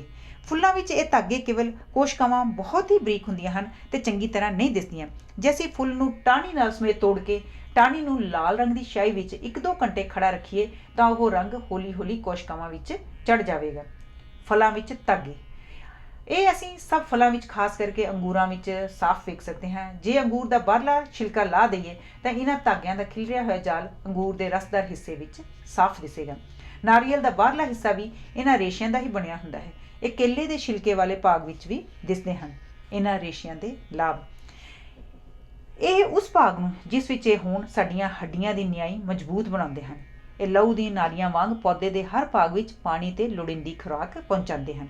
ਸੋ ਇਹ ਕੋਸ਼ਕਾਵਾਂ ਰੇਸ਼ੇ ਜਾਂ ਹੱਡੀਆਂ ਦਾ ਤੇ ਲਹੂ ਦੀਆਂ ਨਾਲੀਆਂ ਦਾ ਸਾਂਝਾ ਕੰਮ ਕਰਦੇ ਹਨ। ਪੌਦਿਆਂ ਵਿਚਲੇ ਲਾਭਦਾਇਕ ਪਦਾਰਥ। ਪੌਦਿਆਂ ਵਿੱਚ ਖੁਰਾਕ ਤੇ ਉਹ ਸਾਰੇ ਤੱਤ ਮੌਜੂਦ ਹੁੰਦੇ ਹਨ ਜਿਹੜੇ ਮਨੁੱਖ ਦੇ ਜੀਵਨ ਲਈ ਜ਼ਰੂਰੀ ਹਨ। ਪਰ ਇਹ ਤੱਤ ਅਸਲ ਵਿੱਚ ਪੌਦੇ ਆਪਣੀ ਵਰਤੋਂ ਲਈ ਹੁੰਦੇ ਹਨ। ਪੌਦੇ ਦਾ ਜੋ ਹਿੱਸਾ ਅਸੀਂ ਖੁਰਾਕ ਦੇ ਰੂਪ ਵਿੱਚ ਖਾਂਦੇ ਹਾਂ ਉਹ ਜਾਂ ਤਾਂ ਪੌਦੇ ਦਾ ਬੀਜ ਜਾਂ ਧਰਤੀ ਦੇ ਅੰਦਰਲਾ ਤਣਾ ਹੁੰਦਾ ਹੈ। ਕਣਕ, ਮਕਈ, ਬਾਜਰਾ, ਚਰੀ ਆਦਿ ਪੌਦੇ ਦਾ ਬੀਜ ਹੁੰਦੇ ਹਨ। ਅੰਬ, ਸੇਬ, ਅਨਾਰ ਆਦਿ ਬੀਜ ਦਾ ਰੱਖਿਆ ਸਥਾਨ ਹੁੰਦੇ ਹਨ। ਗਾਜਰ, ਮੂਲੀ, ਸ਼ਲਗਮ, ਆਲੂ, ਪਿਆਜ਼ ਆਦਿ ਪੌਦੇ ਲਈ ਧਰਤੀ ਅੰਦਰਲਾ ਤਣਾ ਹੁੰਦੇ ਹਨ। ਨਿਸ਼ਾਸਤਾ ਸਾਨੂੰ ਆਲੂਆਂ, ਸਾਗੂਦਾਨੇ ਤੇ ਅਨਾਜ ਵਿੱਚੋਂ ਮਿਲਦਾ ਹੈ। ਖੰਡ ਅਤੇ ਨਿਸ਼ਾਸਤੇ ਦਾ ਆਪਸ ਵਿੱਚ ਡੂੰਘਾ ਸੰਬੰਧ ਹੈ। ਇੱਥੋਂ ਤੱਕ ਕਿ ਨਿਸ਼ਾਸਤੇ ਦਾ ਕਾਫੀ ਹਿੱਸਾ ਜੋ ਅਸੀਂ ਖੁਰਾਕ ਦੇ ਰੂਪ ਵਿੱਚ ਖਾਂਦੇ ਹਾਂ ਸਾਡੇ ਪਾਚਕ ਰਸਾਂ ਦੁਆਰਾ ਖੰਡ ਵਿੱਚ ਬਦਲ ਜਾਂਦਾ ਹੈ। ਪਰ ਨਿਸ਼ਾਸਤਾ ਅਕੁੱਲ ਪਦਾਰਥ ਹੈ ਤੇ ਖੰਡ ਘੁਲਣਸ਼ੀਲ। ਸੋ ਨਿਸ਼ਾਸਤੇ ਨੂੰ ਪੌਦੇ ਵਿੱਚ ਥਾਂ ਪਹੁੰਚਾਉਣ ਲਈ ਪੱਤੇ ਪਹਿਲਾਂ ਇਸ ਨੂੰ ਘੁਲਣਸ਼ੀਲ ਖੰਡ ਵਿੱਚ ਬਦਲਦੇ ਹਨ। ਇਹ ਖੰਡ ਆਪਣੀ ਥਾਂ ਤੇ ਪਹੁੰਚ ਕੇ ਫਿਰ ਅਕੁੱਲ ਨਿਸ਼ਾਸਤਾ ਬਣ ਜਾਂਦੀ ਹੈ। ਇਸ ਲਈ ਜੇ ਗੰਨੇ ਦੇ ਤਣੇ ਨੂੰ ਦੰਦਾਂ ਨਾਲ ਚਿੱਥੀਏ ਤਾਂ ਉਸ ਵਿੱਚੋਂ ਸਾਨੂੰ ਮਿਠਾਸ ਦਾ ਸਵਾਦ ਆਉਂਦਾ ਹੈ। ਇਹ ਖੰਡ ਸ਼ੱਕਰਕੰਦੀ ਅਤੇ ਗੰਢੇ ਵਿੱਚ ਵੀ ਮਿਲਦੀ ਹੈ। ਇਹਨੂੰ ਗੰਢੇ ਦੀ ਖੰਡ ਕਹਿੰਦੇ ਹਨ। ਪਰ ਫਲਾਂ ਵਿੱਚ ਵੀ ਇੱਕ ਹੋਰ ਕਿਸਮ ਦੀ ਖੰਡ ਵੀ ਹੁੰਦੀ ਹੈ ਜਿਸ ਨੂੰ ਫਲਾਂ ਦੀ ਖੰਡ ਕਹਿੰਦੇ ਹਨ। ਇਹ ਜ਼ਿਆਦਾ ਅੰਗੂਰਾਂ ਅਤੇ ਖਜੂਰਾਂ ਵਿੱਚ ਮਿਲਦੀ ਹੈ। ਤੇਲ। ਜਿਵੇਂ ਜਾਨਵਰਾਂ ਵਿੱਚ ਚਰਬੀ ਹੁੰਦੀ ਹੈ, ਇਸੇ ਤਰ੍ਹਾਂ ਪੌਦਿਆਂ ਵਿੱਚ ਵੀ ਤੇਲ ਹੁੰਦਾ ਹੈ। ਪੌਦਾ ਤੇਲ ਨੂੰ ਆਮ ਤੌਰ 'ਤੇ ਬੀਜ ਵਿੱਚ ਇਕੱਠਾ ਕਰਦਾ ਹੈ, ਜਿਵੇਂ ਕਿ ਨਾਰੀਅਲ, ਅਖਰੋਟ ਵਿੱਚ ਜਾਂ ਅਲਸੀ, ਸਰੋਂ, ਕੋਲੈਸਟਰੋਲ ਆਦਿ ਵਿੱਚ। ਬੀਜ ਵਿੱਚ ਖੁਸ਼ਬੂਦਾਰ ਤੇਲ। ਕਈ ਪੌਦਿਆਂ ਵਿੱਚ ਖੁਸ਼ਬੂਦਾਰ ਤੇਲ ਹੁੰਦੇ ਹਨ ਜਿਹੜੇ ਬੜੀ ਜਲਦੀ ਉੱਡ ਜਾਂਦੇ ਹਨ, ਪਰ ਇਸ ਖੁਸ਼ਬੂ ਨੂੰ ਇਕੱਠਾ ਕਰਨ ਲਈ ਉਹਨਾਂ ਦਾ ਅਰਕ ਕੱਢਿਆ ਜਾਂਦਾ ਹੈ। ਗੁਲਾਬ ਅਤੇ ਕਈ ਹੋਰ ਕਿਸਮ ਦੇ ਫੁੱਲਾਂ ਦੀਆਂ ਪੱਤੀਆਂ ਅਤੇ ਪੂਦਨੇ, ਨਿੰਬੂ, ਸੰਤਰੇ ਅਤੇ ਸਵੇਦੇ ਦੇ ਪੱਤਿਆਂ ਵਿੱਚ ਇਹ ਖੁਸ਼ਬੂ ਹੁੰਦੀ ਹੈ। ਜਿਨ੍ਹਾਂ ਪੱਤਿਆਂ ਨੂੰ ਚਾਨਣ ਸਾਹਮਣੇ ਰੱਖ ਕੇ ਵੇਖਿਆ ਜਾਏ ਤਾਂ ਸਾਨੂੰ ਇਹਨਾਂ ਵਿੱਚ ਗੋਲ-ਗੋਲ ਬਿੰਦੀਆਂ ਦਿਸਣਗੀਆਂ। ਇਹ ਗਿਲਟੀਆਂ ਹਨ ਜੋ ਖੁਸ਼ਬੂਦਾਰ ਤੇਲ ਪੈਦਾ ਕਰਦੀਆਂ ਹਨ। ਕਿਉਂਕਿ ਤੇਲ ਪਾਣੀ ਨਾਲੋਂ ਹਲਕਾ ਹੁੰਦਾ ਹੈ, ਇਸ ਲਈ ਬੀਜਾਂ ਵਿੱਚ ਤੇਲ ਹੋਣ ਕਰਕੇ ਉਹ ਪਾਣੀ ਵਿੱਚ ਤੈਰਦੇ ਰਹਿੰਦੇ ਹਨ। ਇਸ ਦਾ ਲਾਭ ਇਹ ਹੁੰਦਾ ਹੈ ਕਿ ਬੀਜ ਨਦੀਆਂ ਅਤੇ ਸਮੁੰਦਰਾਂ ਦੇ ਪਾਣੀ ਵਿੱਚ ਤਰਦੇ ਹੋਏ ਆਪਣੇ ਜਨਮ ਸਥਾਨ ਤੋਂ ਕੋਹਾਂ ਦੂਰ ਚਲੇ ਜਾਂਦੇ ਹਨ ਅਤੇ ਪੌਦੇ ਦੀ ਉਪਜ ਵਿੱਚ ਵਾਧਾ ਕਰਦੇ ਹਨ। ਪ੍ਰੋਟੀਨ। ਇਸ ਦੀ ਮਾਤਰਾ ਬੀਜ ਵਿੱਚ ਬਹੁਤ ਹੁੰਦੀ ਹੈ। ਪ੍ਰੋਟੀਨ ਵਿੱਚ ਨਾਈਟ੍ਰੋਜਨ ਹੁੰਦੀ ਹੈ ਜੋ ਖੁਰਾਕ ਦਾ ਇੱਕ ਜ਼ਰੂਰੀ ਅੰਗ ਹੈ। ਨਾਈਟ੍ਰੋਜਨ ਸਰੀਰ ਵਿੱਚ ਗਰਮੀ ਅਤੇ ਸ਼ਕਤੀ ਪੈਦਾ ਕਰਦੀ ਹੈ। ਤੇਜ਼ਾਬ। ਤੇਜ਼ਾਬ ਪੌਦਿਆਂ ਵਿੱਚ ਆਮ ਪਾਇਆ ਜਾਂਦਾ ਹੈ। ਇਹ ਜ਼ਿਆਦਾਤਰ ਕੱਚਿਆਂ ਫਲਾਂ ਅਤੇ ਨਿੰਬੂਆਂ, ਖੱਟਿਆਂ ਅਤੇ ਇਮਲੀ ਵਿੱਚ ਹੁੰਦਾ ਹੈ। ਇਹ ਕਈ ਵਾਰ ਪੱਕਿਆਂ ਫਲਾਂ ਵਿੱਚ ਵੀ ਖਾਸੀ ਮਾਤਰਾ ਵਿੱਚ ਹੁੰਦਾ ਹੈ। ਇਹ ਸਰੀਰ ਲਈ ਲਾਭਦਾਇਕ ਹੈ, ਪਰ ਹਾਈਡਰੋਸਾਇਨਿਕ ਤੇਜ਼ਾਬ ਜੋ ਕਿ ਕੌੜੇ ਬਦਾਮਾਂ ਦੇ ਤੇਲ ਵਿੱਚ ਹੁੰਦਾ ਹੈ, ਇੱਕ ਬੜੀ ਖਤਰਨਾਕ ਜ਼ਹਿਰ ਹੈ। ਗੂੰਦ। ਕਈ ਰੁੱਖਾਂ ਦੇ ਤਣਿਆਂ ਵਿੱਚੋਂ ਗੂੰਦ ਨਿਕਲਦੀ ਹੈ ਜੋ ਬੜੀ ਚਿਪਚਿਪੀ ਹੁੰਦੀ ਹੈ ਅਤੇ ਬੜਿਆਂ ਕੰਮਾਂ ਵਿੱਚ ਵਰਤੀ ਜਾਂਦੀ ਹੈ। ਤਾਰਪੀਨ ਦਾ ਤੇਲ। ਇਹ ਚੀਲ ਦੇ ਰੁੱਖ ਦੇ ਤਣੇ ਵਿੱਚ ਟੱਕ ਲਾਉਣ ਨਾਲ ਨਿਕਲਦਾ ਹੈ। ਇਹ ਕੱਚੇ ਅੰਬਾਂ ਵਿੱਚ ਵੀ ਹੁੰਦਾ ਹੈ ਜੋ ਪਿੱਛੋਂ ਮਿਠਾਸ ਵਿੱਚ ਬਦਲ ਜਾਂਦਾ ਹੈ। ਦੁੱਧ। ਜੇ ਕਈ ਪੌਦਿਆਂ ਦੇ ਤਣਿਆਂ ਜਾਂ ਉਹਨਾਂ ਦੀਆਂ ਸ਼ਾਖਾਂ ਨੂੰ ਕੱਟੀਏ ਤਾਂ ਵਿੱਚੋਂ ਦੁੱਧ ਵਰਗਾ ਇੱਕ ਪਦਾਰਥ ਸਿੰਮਣ ਲੱਗ ਪੈਂਦਾ ਹੈ। ਇਹ ਸੁੱਕ ਕੇ ਜੰਮ ਜਾਂਦਾ ਹੈ। ਪੋਸਤ ਦੇ ਫੁੱਲਾਂ ਵਿੱਚੋਂ ਇਹ ਰਸ ਕੱਢ ਕੇ ਤੇ ਇਸ ਨੂੰ ਸੁਕਾ ਕੇ ਅਫੀਮ ਤਿਆਰ ਕੀਤੀ ਜਾਂਦੀ ਹੈ। ਇਹ ਅੰਜੀਰ ਦੇ ਰੁੱਖ ਵਿੱਚੋਂ ਅਤੇ ਅੱਕ ਦੇ ਪੌਦੇ ਵਿੱਚੋਂ ਵੀ ਨਿਕਲਦਾ ਹੈ। ਕਈ ਦਵਾਈਆਂ ਵਿੱਚ ਕੰਮ ਆਉਂਦਾ ਹੈ। ਟੈਨਿਨ। ਇਹ ਇੱਕ ਵਸਤੂ ਹੈ ਜਿਹੜੀ ਕਈ ਪੌਦਿਆਂ ਵਿੱਚ ਮਿਲਦੀ ਹੈ। ਜੇ ਚਾਹ ਦੇ ਪਾਣੀ ਨੂੰ ਬਹੁਤ ਚਿਰ ਰੱਖ ਛੱਡੀਏ ਤਾਂ ਇਸ ਵਿੱਚੋਂ ਅਜੀਬ ਜਿਹਾ ਇੱਕ ਸਵਾਦ ਆਉਣ ਲੱਗ ਪੈਂਦਾ ਹੈ। ਇਹ ਸਵਾਦ ਟੈਨਿਨ ਦਾ ਹੈ ਜੋ ਇੱਕ ਜ਼ਹਿਰੀਲਾ ਪਦਾਰਥ ਹੈ। ਚਾਹ ਦੀਆਂ ਪੱਤੀਆਂ ਵਿੱਚ ਟੈਨਿਨ ਮੌਜੂਦ ਹੁੰਦੀ ਹੈ, ਪਰ ਇਹ ਇਤਨੀ ਜਲਦੀ ਪਾਣੀ ਵਿੱਚ ਘੁਲ ਨਹੀਂ ਪਾਉਂਦੀ। ਇਹ ਚਮੜੇ ਰੰਗਣ ਦੇ ਕੰਮ ਵੀ ਆਉਂਦੀ ਹੈ। ਇਸ ਤੋਂ ਇਲਾਵਾ ਪੌਦਿਆਂ ਵਿੱਚੋਂ ਹੋਰ ਅਣਗਿਣਤ ਲਾਭਦਾਇਕ ਪਦਾਰਥ ਪ੍ਰਾਪਤ ਹੁੰਦੇ ਹਨ, ਜਿਵੇਂ ਰੰਗ, ਦਵਾਈਆਂ ਆਦਿ। ਫੁੱਲ ਦੇ ਹਿੱਸੇ। ਫੁੱਲ ਦਾ ਕੰਮ ਫਲ ਬਣਾਉਣਾ ਅਤੇ ਫਲ ਦਾ ਕੰਮ ਬੀਜ ਬਣਾਉਣਾ ਹੈ। ਬੀਜ ਬਣਾਉਣਾ ਇੱਕ ਪੌਦੇ ਦਾ ਸਭ ਤੋਂ ਜ਼ਰੂਰੀ ਕਰਤੱਵ ਹੈ, ਕਿਉਂਕਿ ਇਸ ਨਾਲ ਪੌਦਾ ਆਪਣੀ ਨਸਲ ਨੂੰ ਕਾਇਮ ਰੱਖਦਾ ਹੈ। ਇਸ ਲਈ ਬੀਜ ਫਲ ਦੇ ਅੰਦਰ ਬਾਹਰ ਹੁੰਦਾ ਹੈ ਤਾਂ ਜੋ ਇਸ ਨੂੰ ਕਿਸੇ ਕਿਸਮ ਦਾ ਨੁਕਸਾਨ ਨਾ ਪਹੁੰਚ ਸਕੇ। ਫੁੱਲ ਦੀ ਬਣਾਵਟ ਨੂੰ ਸਮਝਣ ਲਈ ਅਸੀਂ ਨਮੂਨੇ ਦੇ ਤੌਰ 'ਤੇ ਚਾਹ ਦਾ ਫੁੱਲ ਲੈਂਦੇ ਹਾਂ, ਕਿਉਂਕਿ ਇਸ ਵਿੱਚ ਸਭ ਭਾਗ ਸਪਸ਼ਟ ਤੌਰ 'ਤੇ ਅਲੱਗ-ਅਲੱਗ ਹਨ। ਜੇ ਚਾਹ ਦਾ ਫੁੱਲ ਡੰਡੀ ਨੂੰ ਜਰਾ ਕੁ ਥੱਲਿਓਂ ਤੋੜਿਆ ਜਾਏ ਤਾਂ ਇਸ ਵਿੱਚ ਸਾਨੂੰ ਹੇਠ ਲਿਖੇ ਭਾਗ ਦਿਸਣਗੇ। ਡੰਡੀ ਦੇ ਪੱਤੇ, ਫੁੱਲ ਦੀਆਂ ਹਰੀਆਂ ਪੱਤੀਆਂ, ਫੁੱਲ ਦੀਆਂ ਰੰਗਦਾਰ ਪੱਤੀਆਂ, ਪਰਾਗ ਕੁੰਡੀ, ਗਰਭ ਮੁੰਡ, ਗਰਭਕੋਸ਼। ਨਮੂਨੇ ਦੇ ਫੁੱਲ ਵਿੱਚ ਇਹ ਸਭ ਹਿੱਸੇ ਅਲੱਗ-ਅਲੱਗ ਹੁੰਦੇ ਹਨ, ਪਰ ਆਮ ਫੁੱਲਾਂ ਵਿੱਚ ਇਹ ਸਭ ਹਿੱਸੇ ਨਹੀਂ ਹੁੰਦੇ, ਬਲਕਿ ਇੱਕ ਹੀ ਹਿੱਸਾ ਕਈ ਕੰਮ ਸਾਂਭ ਲੈਂਦਾ ਹੈ, ਜਿਵੇਂ ਕਿ ਕੈਨੇ ਦੇ ਫੁੱਲ ਵਿੱਚ। ਇਸ ਤੋਂ ਇਲਾਵਾ ਸਭ ਪਰਾਗ ਕੁੰਡੀਆਂ ਹੀ ਰੰਗਦਾਰ ਪੱਤੀਆਂ ਵਿੱਚ ਬਦਲ ਜਾਂਦੀਆਂ ਹਨ। ਵੱਖ-ਵੱਖ ਹਿੱਸਿਆਂ ਦੇ ਕੰਮ। ਡੰਡੀ ਦੇ ਪੱਤੇ। ਜਦੋਂ ਡੋਡੀ ਬਹੁਤ ਛੋਟੀ ਹੁੰਦੀ ਹੈ ਤੇ ਇਹ ਪੱਤੇ ਉਹਦੀ ਰੱਖਿਆ ਕਰਦੇ ਹਨ। ਫੁੱਲ ਦੀਆਂ ਹਰੀਆਂ ਪੱਤੀਆਂ। ਇਹ ਰੰਗਦਾਰ ਪੱਤੀਆਂ ਦੀ ਰੱਖਿਆ ਕਰਦੀਆਂ ਹਨ। ਕਈ ਵਾਰ ਇਹ ਉਦੋਂ ਤੱਕ ਰਹਿੰਦੀਆਂ ਹਨ ਜਦ ਤੱਕ ਕਿ ਫੁੱਲ ਪੂਰੀ ਤਰ੍ਹਾਂ ਨਹੀਂ ਖਿੜ ਜਾਂਦਾ। ਰੰਗਦਾਰ ਪੱਤੀਆਂ ਇਹ ਆਪਣੇ ਰੰਗਾਂ ਦੀ ਸੁੰਦਰਤਾ ਨਾਲ ਕੀੜੇ ਤੇ ਪਤੰਗਿਆਂ ਨੂੰ ਆਪਣੇ ਵੱਲ ਖਿੱਚਦੀਆਂ ਹਨ। ਪਰਾਗ ਕੁੰਡੀ। ਇਹ ਪਰਾਗ ਕਣ ਜੋ ਬਰੀਕ ਬਰੂਰੀ ਵਰਗਾ ਪੀਲੇ ਰੰਗ ਦਾ ਪਦਾਰਥ ਹੁੰਦਾ ਹੈ, ਪਰਾਗ ਨਲੀ ਨੂੰ ਚੁੱਕ ਕੇ ਰੱਖਦੀ ਹੈ। ਗਰਭ ਮੁੰਡ। ਬੀਜ ਬਣਨ ਲਈ ਨਾਲੀ ਦੇ ਮੂੰਹ ਨੂੰ ਗਰਭ ਮੁੰਡ ਕਹਿੰਦੇ ਹਨ। ਗਰਭਕੋਸ਼। ਇਹ ਉਹ ਥਾਂ ਹੈ ਜਿੱਥੇ ਬੀਜ ਬਣਦਾ ਹੈ। ਇਹ ਥਾਂ ਫੁੱਲਾਂ ਦੇ ਜੋਬਨ ਸਮੇਂ ਬੜੀ ਚਿਪਚਿਪੀ ਹੁੰਦੀ ਹੈ। ਜੇ ਉਸੇ ਕਿਸਮ ਦੇ ਫੁੱਲ ਦੇ ਪਰਾਗ ਕਣ ਗਰਭ ਮੁੰਡ ਰਾਹੀਂ ਗਰਭਕੋਸ਼ ਵਿੱਚ ਪਹੁੰਚ ਜਾਣ ਤਾਂ ਉਹਦਾ ਗਰਭਕੋਸ਼ ਵਿਚਲੇ ਬੀਜ ਅੰਡੇ ਨਾਲ ਮਿਲਾਪ ਹੋਣ ਨਾਲ ਉਹਦਾ ਅੰਡਾ ਵਧਣਾ ਤੇ ਪੱਕਣਾ ਸ਼ੁਰੂ ਹੋ ਜਾਂਦਾ ਹੈ। ਫਿਰ ਹੌਲੀ-ਹੌਲੀ ਸੁੱਕ ਕੇ ਬੀਜ ਬਣ ਜਾਂਦਾ ਹੈ। ਜਦ ਪਰਾਗ ਕਣ ਗਰਭਕੋਸ਼ ਵਿੱਚ ਪਹੁੰਚ ਜਾਂਦੇ ਹਨ ਤਾਂ ਫੁੱਲ ਦੀਆਂ ਰੰਗਦਾਰ ਪੱਤੀਆਂ ਸੁੱਕਣੀਆਂ ਸ਼ੁਰੂ ਹੋ ਜਾਂਦੀਆਂ ਹਨ, ਕਿਉਂਕਿ ਪੌਦੇ ਦੀ ਰਚਨਾ ਵਿੱਚ ਇਹਨਾਂ ਪੱਤੀਆਂ ਦਾ ਕਰਤੱਵ ਖਤਮ ਹੋ ਜਾਂਦਾ ਹੈ, ਜੋ ਕੇਵਲ ਇਹੀ ਹੁੰਦਾ ਹੈ ਕਿ ਉਹ ਪਤੰਗਿਆਂ ਨੂੰ ਆਪਣੀ ਵੱਲ ਖਿੱਚ ਸਕਣ ਤਾਂ ਜੋ ਉਹਨਾਂ ਦੇ ਪੈਰਾਂ ਨਾਲ ਲੱਗਾ ਹੋਇਆ ਪਰਾਗ ਕਣ ਪਰਾਗ ਮੁੰਡ ਵਿੱਚ ਦਾਖਲ ਹੋ ਜਾਏ ਤੇ ਬੀਜ ਬਣਨ ਦਾ ਕੰਮ ਸ਼ੁਰੂ ਹੋ ਜਾਏ। ਜੇ ਕਿਸੇ ਕਾਰਨ ਇੱਕ ਫੁੱਲ ਦਾ ਪਰਾਗ ਕਣ ਉਸੇ ਫੁੱਲ ਦੇ ਗਰਭ ਮੁੰਡ ਵਿੱਚ ਦਾਖਲ ਹੋ ਜਾਏ ਤਾਂ ਇਸ ਕਿਰਿਆ ਨੂੰ ਸ਼ੁੱਧ ਯੋਗ ਕਹਿੰਦੇ ਹਨ, ਪਰ ਜੇ ਕਿਸੇ ਹੋਰ ਫੁੱਲ ਦੇ ਪਰਾਗ ਕਣ ਦੇ ਉਸੇ ਕਿਸਮ ਦੇ ਦੂਜੇ ਫੁੱਲ ਦੇ ਗਰਭ ਮੁੰਡ ਵਿੱਚ ਦਾਖਲ ਹੋ ਜਾਣ ਨਾਲ ਬੀਜ ਬਣਨਾ ਸ਼ੁਰੂ ਹੋ ਜਾਏ ਤਾਂ ਇਸ ਕਿਰਿਆ ਨੂੰ ਸ਼ੰਕਰ ਯੋਗ ਕਹਿੰਦੇ ਹਨ। ਸ਼ੰਕਰ ਯੋਗ ਦੁਆਰਾ ਬਣੇ ਬੀਜ ਜ਼ਿਆਦਾ ਤਾਕਤ ਵਾਲੇ ਹੁੰਦੇ ਹਨ। ਸ਼ੰਕਰ ਯੋਗ ਦੇ ਸਾਧਨ। ਹਵਾ ਅਤੇ ਕੀੜੇ ਮਕੌੜੇ ਸਾਧਨ ਹਨ ਜਿਨ੍ਹਾਂ ਰਾਹੀਂ ਕੁਦਰਤ ਸ਼ੰਕਰਯੋਗ ਹੋਣ ਵਿੱਚ ਸਹਾਇਤਾ ਦਿੰਦੀ ਹੈ। ਹਵਾ ਰਾਹੀਂ ਸ਼ੰਕਰਯੋਗ ਨਾਲ ਬਣੇ ਬੀਜ ਘਟੀਆ ਹੁੰਦੇ ਹਨ। ਇਸ ਯੋਗ ਦਾ ਵੱਡਾ ਸਾਧਨ ਕੀੜੇ ਮਕੌੜੇ ਹਨ। ਜੰਗਲ ਦੇ ਫੁੱਲਾਂ ਦੇ ਅਨੋਖੇ ਤੇ ਮਨਮੋਹਣੇ ਰੰਗ, ਉਹਨਾਂ ਦੀ ਭਿੰਨੀ ਭਿੰਨੀ ਤੇ ਮਿੱਠੀ ਖੁਸ਼ਬੂ ਇਸ ਸਾਧਨ ਦੇ ਵੱਡੇ ਕਾਰਨ ਹਨ। ਪੌਦਿਆਂ ਲਈ ਹਵਾ ਨੂੰ ਆਪਣੀ ਵੱਲ ਖਿੱਚਣ ਦਾ ਤਾਂ ਕੋਈ ਰਾਹ ਨਹੀਂ, ਪਰ ਕੀੜੇ ਮਕੌੜੇ ਉਹਨਾਂ ਦੇ ਸ਼ੋਖ ਰੰਗ ਤੇ ਮਿੱਠੀ ਖੁਸ਼ਬੂ ਨੂੰ ਬੜਾ ਪਸੰਦ ਕਰਦੇ ਹਨ।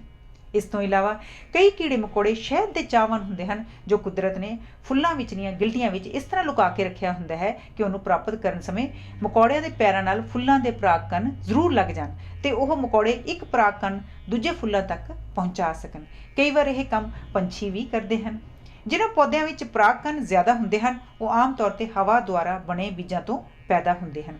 ਕੀੜੇ ਮਕੌੜਿਆਂ ਜਾਂ ਪੰਛੀਆਂ ਰਾਹੀਂ ਸਫ਼ਰ ਕਰਨ ਵਾਲੇ ਪਰਾਗਕਣ ਚਿਪਚਿਪੇ ਹੁੰਦੇ ਹਨ ਤਾਂ ਜੋ ਕੀੜੇ ਮਕੌੜਿਆਂ ਦੇ ਪੈਰਾਂ ਨਾਲ ਚਿਪਕ ਜਾਣ, ਪਰ ਹਵਾ ਰਾਹੀਂ ਸਫ਼ਰ ਕਰਨ ਵਾਲੇ ਪਰਾਗਕਣ ਇੱਕ ਤਾਂ ਖੁਸ਼ਕ ਹੁੰਦੇ ਹਨ, ਦੂਜੇ ਇਹਨਾਂ ਨਾਲ ਬਰੀਕ ਬਰੀਕ ਪਰ ਲੱਗੇ ਹੁੰਦੇ ਹਨ ਤਾਂ ਜੋ ਉਹ ਉੱਡ ਕੇ ਦੂਜੇ ਫਲਾਂ ਤੱਕ ਪਹੁੰਚ ਸਕਣ। ਚੀਲ ਦੇ ਰੁੱਖ ਦੇ ਪਰਾਗਕਣ ਪਰਦਾਰ ਹੁੰਦੇ ਹਨ। ਫੁੱਲਾਂ ਦਾ ਆਕਾਰ, ਕਈ ਫੁੱਲ ਆਪਣੇ ਆਕਾਰ ਦੇ ਹੁੰਦੇ ਹਨ ਤੇ ਕਈ ਛੋਟੇ ਆਕਾਰ ਦੇ। ਫੁੱਲ ਦਾ ਵੱਡਾ ਆਕਾਰ ਹੋਣ ਦਾ ਭਾਵ ਹੈ ਕਿ ਉਹ ਦੂਰੋਂ ਦੂਰੋਂ ਕੀੜੇ ਤੇ ਪਤੰਗਿਆਂ ਨੂੰ ਖਿੱਚ ਸਕੇ। ਸੁਮਾਟਰਾ ਦਾ ਇੱਕ ਫੁੱਲ ਰੈਫਲੇਸੀਆ ਵਿਆਸ ਵਿੱਚ 1 ਮੀਟਰ ਦੇ ਲਗਭਗ ਹੁੰਦਾ ਹੈ, ਪਰ ਕਈ ਪੌਦੇ ਇੱਕੋ ਵੱਡੇ ਆਕਾਰ ਦਾ ਫੁੱਲ ਬਣਾਉਣ ਦੀ ਥਾਂ ਬਹੁ ਗਿਣਤੀ ਵਿੱਚ ਛੋਟੇ ਛੋਟੇ ਫੁੱਲ ਬਣਾਉਂਦੇ ਹਨ। ਫੁੱਲਾਂ ਦਾ ਰੰਗ ਤੇ ਖੁਸ਼ਬੂ, ਅਸੀਂ ਅੱਗੇ ਪੜ੍ਹ ਚੁੱਕੇ ਹਾਂ ਕਿ ਉਹਨਾਂ ਫੁੱਲਾਂ ਵਿੱਚ ਜਿਨ੍ਹਾਂ ਦਾ ਸ਼ੰਕਰ ਯੋਗ ਕੀੜਿਆਂ ਰਾਹੀਂ ਹੁੰਦਾ ਹੈ, ਕੀੜਿਆਂ ਨੂੰ ਦੂਰੋਂ ਹੀ ਖਿੱਚਣ ਲਈ ਸ਼ੋਖ ਰੰਗ ਹੋਣਾ ਬੜਾ ਜ਼ਰੂਰੀ ਹੈ। ਧਿਆਨ ਨਾਲ ਵੇਖਣ ਤੋਂ ਪਤਾ ਲੱਗਦਾ ਹੈ ਕਿ ਸਫੇਦ ਰੰਗ ਦੇ ਫੁੱਲਾਂ ਦੀ ਗਿਣਤੀ ਸਭ ਤੋਂ ਵੱਧ ਹੁੰਦੀ ਹੈ। ਉਸ ਤੋਂ ਪਿੱਛੋਂ ਕਰਮ ਅਨੁਸਾਰ ਪੀਲਾ, ਕਾਸ਼ਨੀ, ਗੁਲਾਬੀ ਤੇ ਫਿਰ ਨੀਲਾ ਰੰਗ ਆਉਂਦਾ ਹੈ। ਨੀਲੇ ਰੰਗ ਦੇ ਫੁੱਲ ਸਭ ਤੋਂ ਘੱਟ ਹੁੰਦੇ ਹਨ। 2 ਜਾਂ 3 ਰੰਗਾਂ ਵਾਲੇ ਫੁੱਲਾਂ ਵਿੱਚ ਉਹ ਰੰਗ ਆਮ ਹੁੰਦੇ ਹਨ ਜਿਹੜੇ ਆਪਸ ਵਿੱਚ ਜ਼ਿਆਦਾ ਟੱਕਰਾ ਖਾਣ। ਮਿਸਾਲ ਦੇ ਤੌਰ ਤੇ 2 ਮਿੰਟ ਲਾਲ ਰੰਗ ਤੇ ਟਿਕਟਿਕੀ ਲਾਉਣ ਪਿੱਛੋਂ ਅਸੀਂ ਜੇ ਕਿਸੇ ਚਿੱਟੇ ਰੰਗ ਦੀ ਵਸਤ ਵੱਲ ਵੇਖੀਏ ਤਾਂ ਸਾਨੂੰ ਉਹ ਹਰੀ ਪਾ ਮਾਰਦੀ ਦਿਸੇਗੀ। ਇਸੇ ਤਰ੍ਹਾਂ ਜੇ ਹਰੀ ਚੀਜ਼ ਤੇ 2-3 ਮਿੰਟ ਟਿਕਟਿਕੀ ਲਾਉਣ ਪਿੱਛੋਂ ਸਫੇਦ ਰੰਗ ਵੱਲ ਤੱਕੀਏ ਤਾਂ ਉਹ ਲਾਲ ਪਾ ਮਾਰਦਾ ਨਜ਼ਰ ਆਏਗਾ। ਹਰਾ ਤੇ ਲਾਲ ਸਹਾਇਕ ਰੰਗ ਹਨ ਕਿਉਂਕਿ ਇਹ ਆਪਸ ਵਿੱਚ ਚੰਗਾ ਟੱਕਰਾ ਖਾਂਦੇ ਹਨ। ਇਸੇ ਤਰ੍ਹਾਂ ਕਿਰਮਚੀ ਤੇ ਗੁਲਾਬੀ ਰੰਗ ਹਰੇ ਪੱਤਿਆਂ ਨਾਲ ਟੱਕਰਾ ਖਾਂਦੇ ਹਨ। ਕਾਸ਼ਨੀ ਤੇ ਸੰਤਰਾ ਰੰਗ ਜਾਂ ਕਾਸ਼ਨੀ ਤੇ ਪੀਲਾ ਰੰਗ ਵੀ ਆਪਸ ਵਿੱਚ ਟੱਕਰਾ ਖਾਂਦੇ ਹਨ। ਕਈ ਫੁੱਲ ਸਵੇਰ ਤੋਂ ਲੈ ਕੇ ਸ਼ਾਮ ਤੱਕ ਕਈ ਰੰਗ ਬਦਲਦੇ ਹਨ। ਮਾਰਨਿੰਗ ਗਲੋਰੀ ਸਵੇਰੇ ਸਵੇਰੇ ਨੀਲਾ ਹੁੰਦਾ ਹੈ, ਦੁਪਹਿਰੇ ਕਾਸ਼ਨੀ ਤੇ ਸ਼ਾਮ ਨੂੰ ਗੁਲਾਬੀ ਹੋ ਜਾਂਦਾ ਹੈ। ਰੰਗੂਨ ਦੀ ਵੇਲ ਦੇ ਫੁੱਲਾਂ ਦਾ ਰੰਗ ਸਵੇਰੇ ਸਵੇਰੇ ਸਫੇਦ ਹੁੰਦਾ ਹੈ ਤੇ ਦਿਨ ਵੇਲੇ ਗੂੜੇ ਕਾਸ਼ਨੀ ਰੰਗ ਵਿੱਚ ਬਦਲ ਜਾਂਦਾ ਹੈ। ਰੰਗ ਤੇ ਸੁਗੰਧ ਦਾ ਸਬੰਧ, ਚਿੱਟੇ ਫੁੱਲਾਂ ਦਾ ਸਵਾਦ ਮਿੱਠਾ ਹੁੰਦਾ ਹੈ ਤੇ ਚਿੱਟੇ ਫੁੱਲ ਦਿਨ ਨਾਲੋਂ ਰਾਤ ਵੇਲੇ ਜ਼ਿਆਦਾ ਮਿੱਠੇ ਹੋ ਜਾਂਦੇ ਹਨ। ਕਾਸ਼ਨੀ ਰੰਗ ਦੇ ਫੁੱਲਾਂ ਵਿੱਚ ਮਿਠਾਸ ਦੀ ਮਾਤਰਾ ਬਿਲਕੁਲ ਘੱਟ ਹੁੰਦੀ ਹੈ। ਜਿਹੜੇ ਫੁੱਲ ਕਾਸ਼ਨੀ ਜਾਂ ਭੂਰੀ ਭਾਅ ਮਾਰਦੇ ਹਨ ਜਾਂ ਜਿਹੜੇ ਧਾਰੀਦਾਰ ਹੁੰਦੇ ਹਨ ਉਹ ਖੁਸ਼ਬੂ ਨਹੀਂ ਦਿੰਦੇ। ਮਾਮੂਲੀ ਜਿਹੇ ਫੁੱਲ ਆਮ ਤੌਰ ਤੇ ਖੁਸ਼ਬੂਦਾਰ ਹੁੰਦੇ ਹਨ।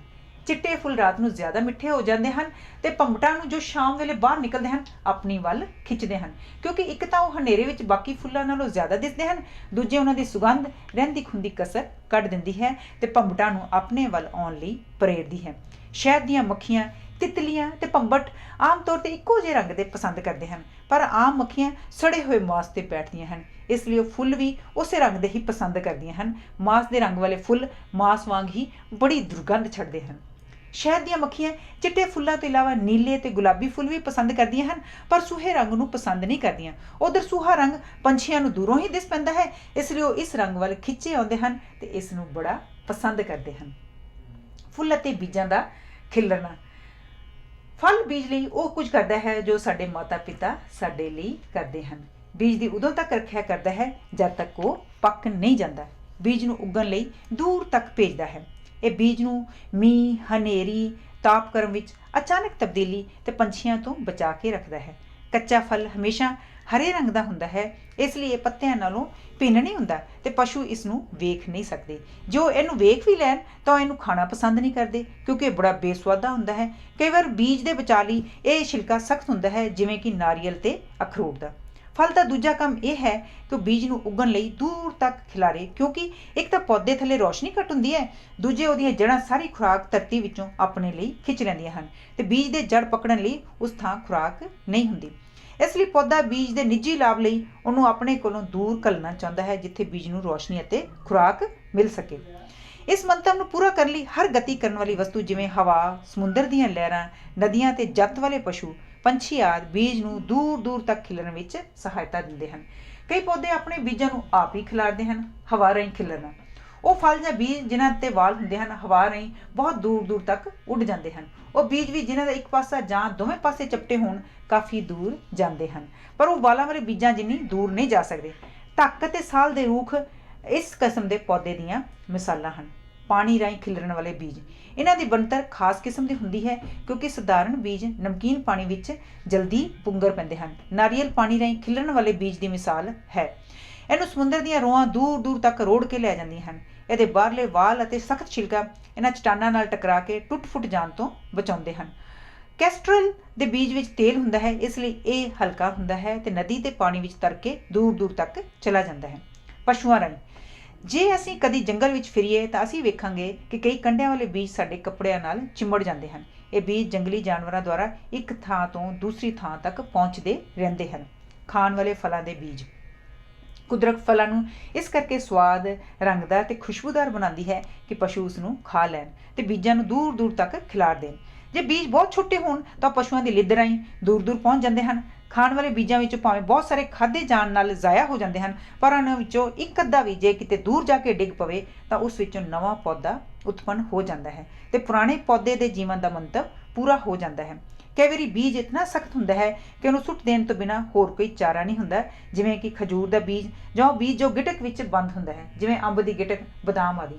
ਕਈ ਵਾਰ ਇੱਕ ਫਲ ਵਿੱਚ ਬਹੁਤ ਸਾਰੇ ਬੀਜ ਹੁੰਦੇ ਹਨ, ਜਿਵੇਂ ਮਿਰਚ, ਟਮਾਟਰ, ਅਨਾਰ, ਅਮਰੂਦ ਆਦਿ। ਇਹਨਾਂ ਵਿੱਚ ਇੱਕ ਬੀਜ ਵੀ ਨਿਕਲ ਕੇ ਧਰਤੀ ਵਿੱਚ ਪੁੰਗਰ ਪਏ ਤਾਂ ਕੁਦਰਤ ਦਾ ਮਨਸ਼ਾ ਪੂਰਾ ਹੋ ਜਾਂਦਾ ਹੈ। ਖਾਣ ਵਾਲੇ ਫਲਾਂ ਦੀ ਸੁੰਦਰਤਾ, ਫਲ ਕਈ ਰੰਗਾਂ ਦੇ ਹੁੰਦੇ ਹਨ ਤਾਂ ਜੋ ਪੰਛੀ, ਗਾਲੜ ਜਾਂ ਬਾਂਦਰ ਉਹਨਾਂ ਵੱਲ ਖਿੱਚੇ ਜਾਣ ਤੇ ਉਹਨਾਂ ਨੂੰ ਖਾ ਕੇ ਬੀਜ ਨੂੰ ਦੂਰ ਦੂਰ ਖਿੰਡਾ ਦੇਣ।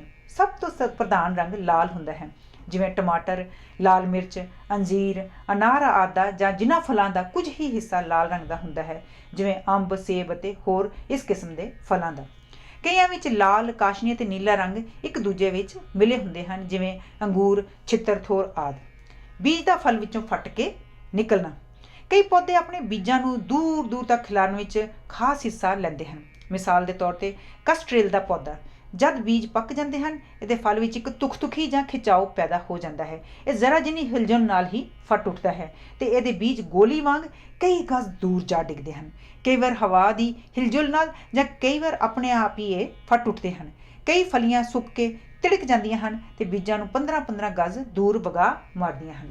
ਕੀੜੇ ਮਕੌੜੇ ਖਾਣ ਵਾਲੇ ਪੌਦੇ, ਕਈ ਪੌਦੇ ਕੀੜੇ ਮਕੌੜਿਆਂ ਤੇ ਪਲਦੇ ਹਨ। ਇਹਨਾਂ ਨੇ ਕੀੜੇ ਮਕੌੜੇ ਪਕੜਨ ਲਈ ਪਿੰਜਰੇ ਬਣਾਏ ਹੁੰਦੇ ਹਨ। ਸੁਰਾਹੀ ਰੂਪੀ ਪੌਦਾ ਇਸ ਕਿਸਮ ਦਾ ਹੈ।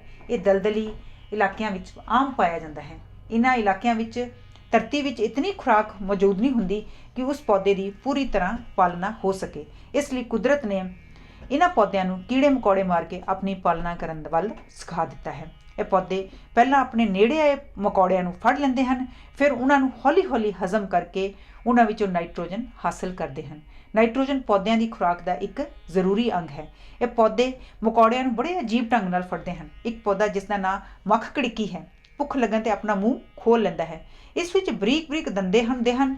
ਦੰਦਿਆਂ ਦੇ ਲਾਗੇ ਇੱਕ ਬਰੀਕ ਰਸਦਾਰ ਥੈਲੀ ਹੁੰਦੀ ਹੈ। ਜਦੋਂ ਮੱਖੀ ਇਹਦੇ ਰਸ ਨੂੰ ਚੂਸਣ ਲਈ ਇਹਦੇ ਮੂੰਹ ਅੰਦਰ ਦਾਖਲ ਹੁੰਦੀ ਹੈ ਤਾਂ ਅੱਧੇ ਸੈਕਿੰਡ ਦੇ ਅੰਦਰ ਅੰਦਰ ਇਸ ਦੇ ਦੋਵੇਂ ਜਬਾੜੇ ਬੰਦ ਹੋ ਜਾਂਦੇ ਹਨ। 10 ਦਿਨਾਂ ਪਿੱਛੋਂ ਇਸ ਦਾ ਮੂੰਹ ਖੁੱਲ੍ਹਦਾ ਹੈ ਤੇ ਉਸ ਵਿੱਚ ਮਕੌੜੇ ਦੇ ਪਰਾਂ ਤੋਂ ਬਿਨਾਂ ਕੁਝ ਹੋਰ ਦਿਖਾਈ ਨਹੀਂ ਦਿੰਦਾ। ਇੱਕ ਹੋਰ ਪੌਦੇ ਨੇ ਜਿਸ ਦਾ ਨਾਂ ਬਟਰਵਰਟ ਹੈ। ਕੀੜੇ ਮਕੌੜਿਆਂ ਨੂੰ ਕਾਬੂ ਕਰਨ ਤੇ ਇਸ ਤੋਂ ਵੱਧ ਹੈਰਾਨ ਕਰਨ ਵਾਲਾ ਢੰਗ ਅਪਣਾਇਆ ਹੋਇਆ ਹੈ। ਇਹਦੇ ਪੱਤੇ ਸ਼ਹਿਦ ਵਰਗੀ ਲਿਸ਼ਕ ਮਾਰਦੇ ਹਨ। ਜਦੋਂ ਮੱਖੀ ਜਾਂ ਕੋਈ ਹੋਰ ਕੀੜਾ ਉਸ ਨੂੰ ਸੱਚਮੁੱਚ ਦਾ ਸ਼ਹਿਦ ਸਮਝ ਕੇ ਉਸ 'ਤੇ ਆ ਬੈਠਦਾ ਹੈ ਤਾਂ ਪੱਤਿਆਂ ਵਿੱਚ ਇੱਕ ਗੂੰਦ ਵਰਗਾ ਰਸ ਨਿਕਲਣਾ ਸ਼ੁਰੂ ਹੋ ਜਾਂਦਾ ਹੈ, ਜਿਸ ਨਾਲ ਕੀੜਾ ਮਰ ਜਾਂਦਾ ਹੈ। ਇਸ ਪਿੱਛੋਂ ਪੱਤੇ ਅੰਦਰ ਵੱਲ ਨੂੰ ਮੁੜਨਾ ਸ਼ੁਰੂ ਕਰ ਦਿੰਦੇ ਹਨ ਤੇ 24 ਘੰਟਿਆਂ ਦੇ ਅੰਦਰ ਅੰਦਰ ਪੂਰੀ ਤਰ੍ਹਾਂ ਮੁੜ ਜਾਂਦੇ ਹਨ। ਇਹ 3-4 ਦਿਨਾਂ ਵਿੱਚ ਆਪਣੀ ਖੁਰਾਕ ਹਜ਼ਮ ਕਰ ਲੈਂਦੇ ਹਨ ਅਤੇ ਫਿਰ ਖੁੱਲ੍ਹਦਿਆਂ ਹੀ ਇੱਕ ਦਿਨ ਹੋਰ ਲਾ ਦਿੰਦੇ ਹਨ। ਇਹ ਵੇਖ ਕੇ ਅਸੀਂ ਬੜੇ ਹੈਰਾਨ ਹੁੰਦੇ ਹਾਂ ਕਿ ਕੁਦਰਤ ਨੇ ਕਈ ਪੌਦਿਆਂ ਨੂੰ ਵੀ ਜੀਵਾਂ ਵਾਂਗ ਅਕਲ ਬਖਸ਼ੀ ਹੈ ਤਾਂ ਜੋ ਆਪਣਾ ਪੇਟ ਪਾਲਣ ਲਈ ਉਪਰਾਲਾ ਕਰ ਸਕਣ। ਸ਼ੁਭ ਇਛਾਵਾਂ ਸਹਿਤ ਧੰਨਵਾਦ। ਹਰਜੀਤ ਮਮਰਾ।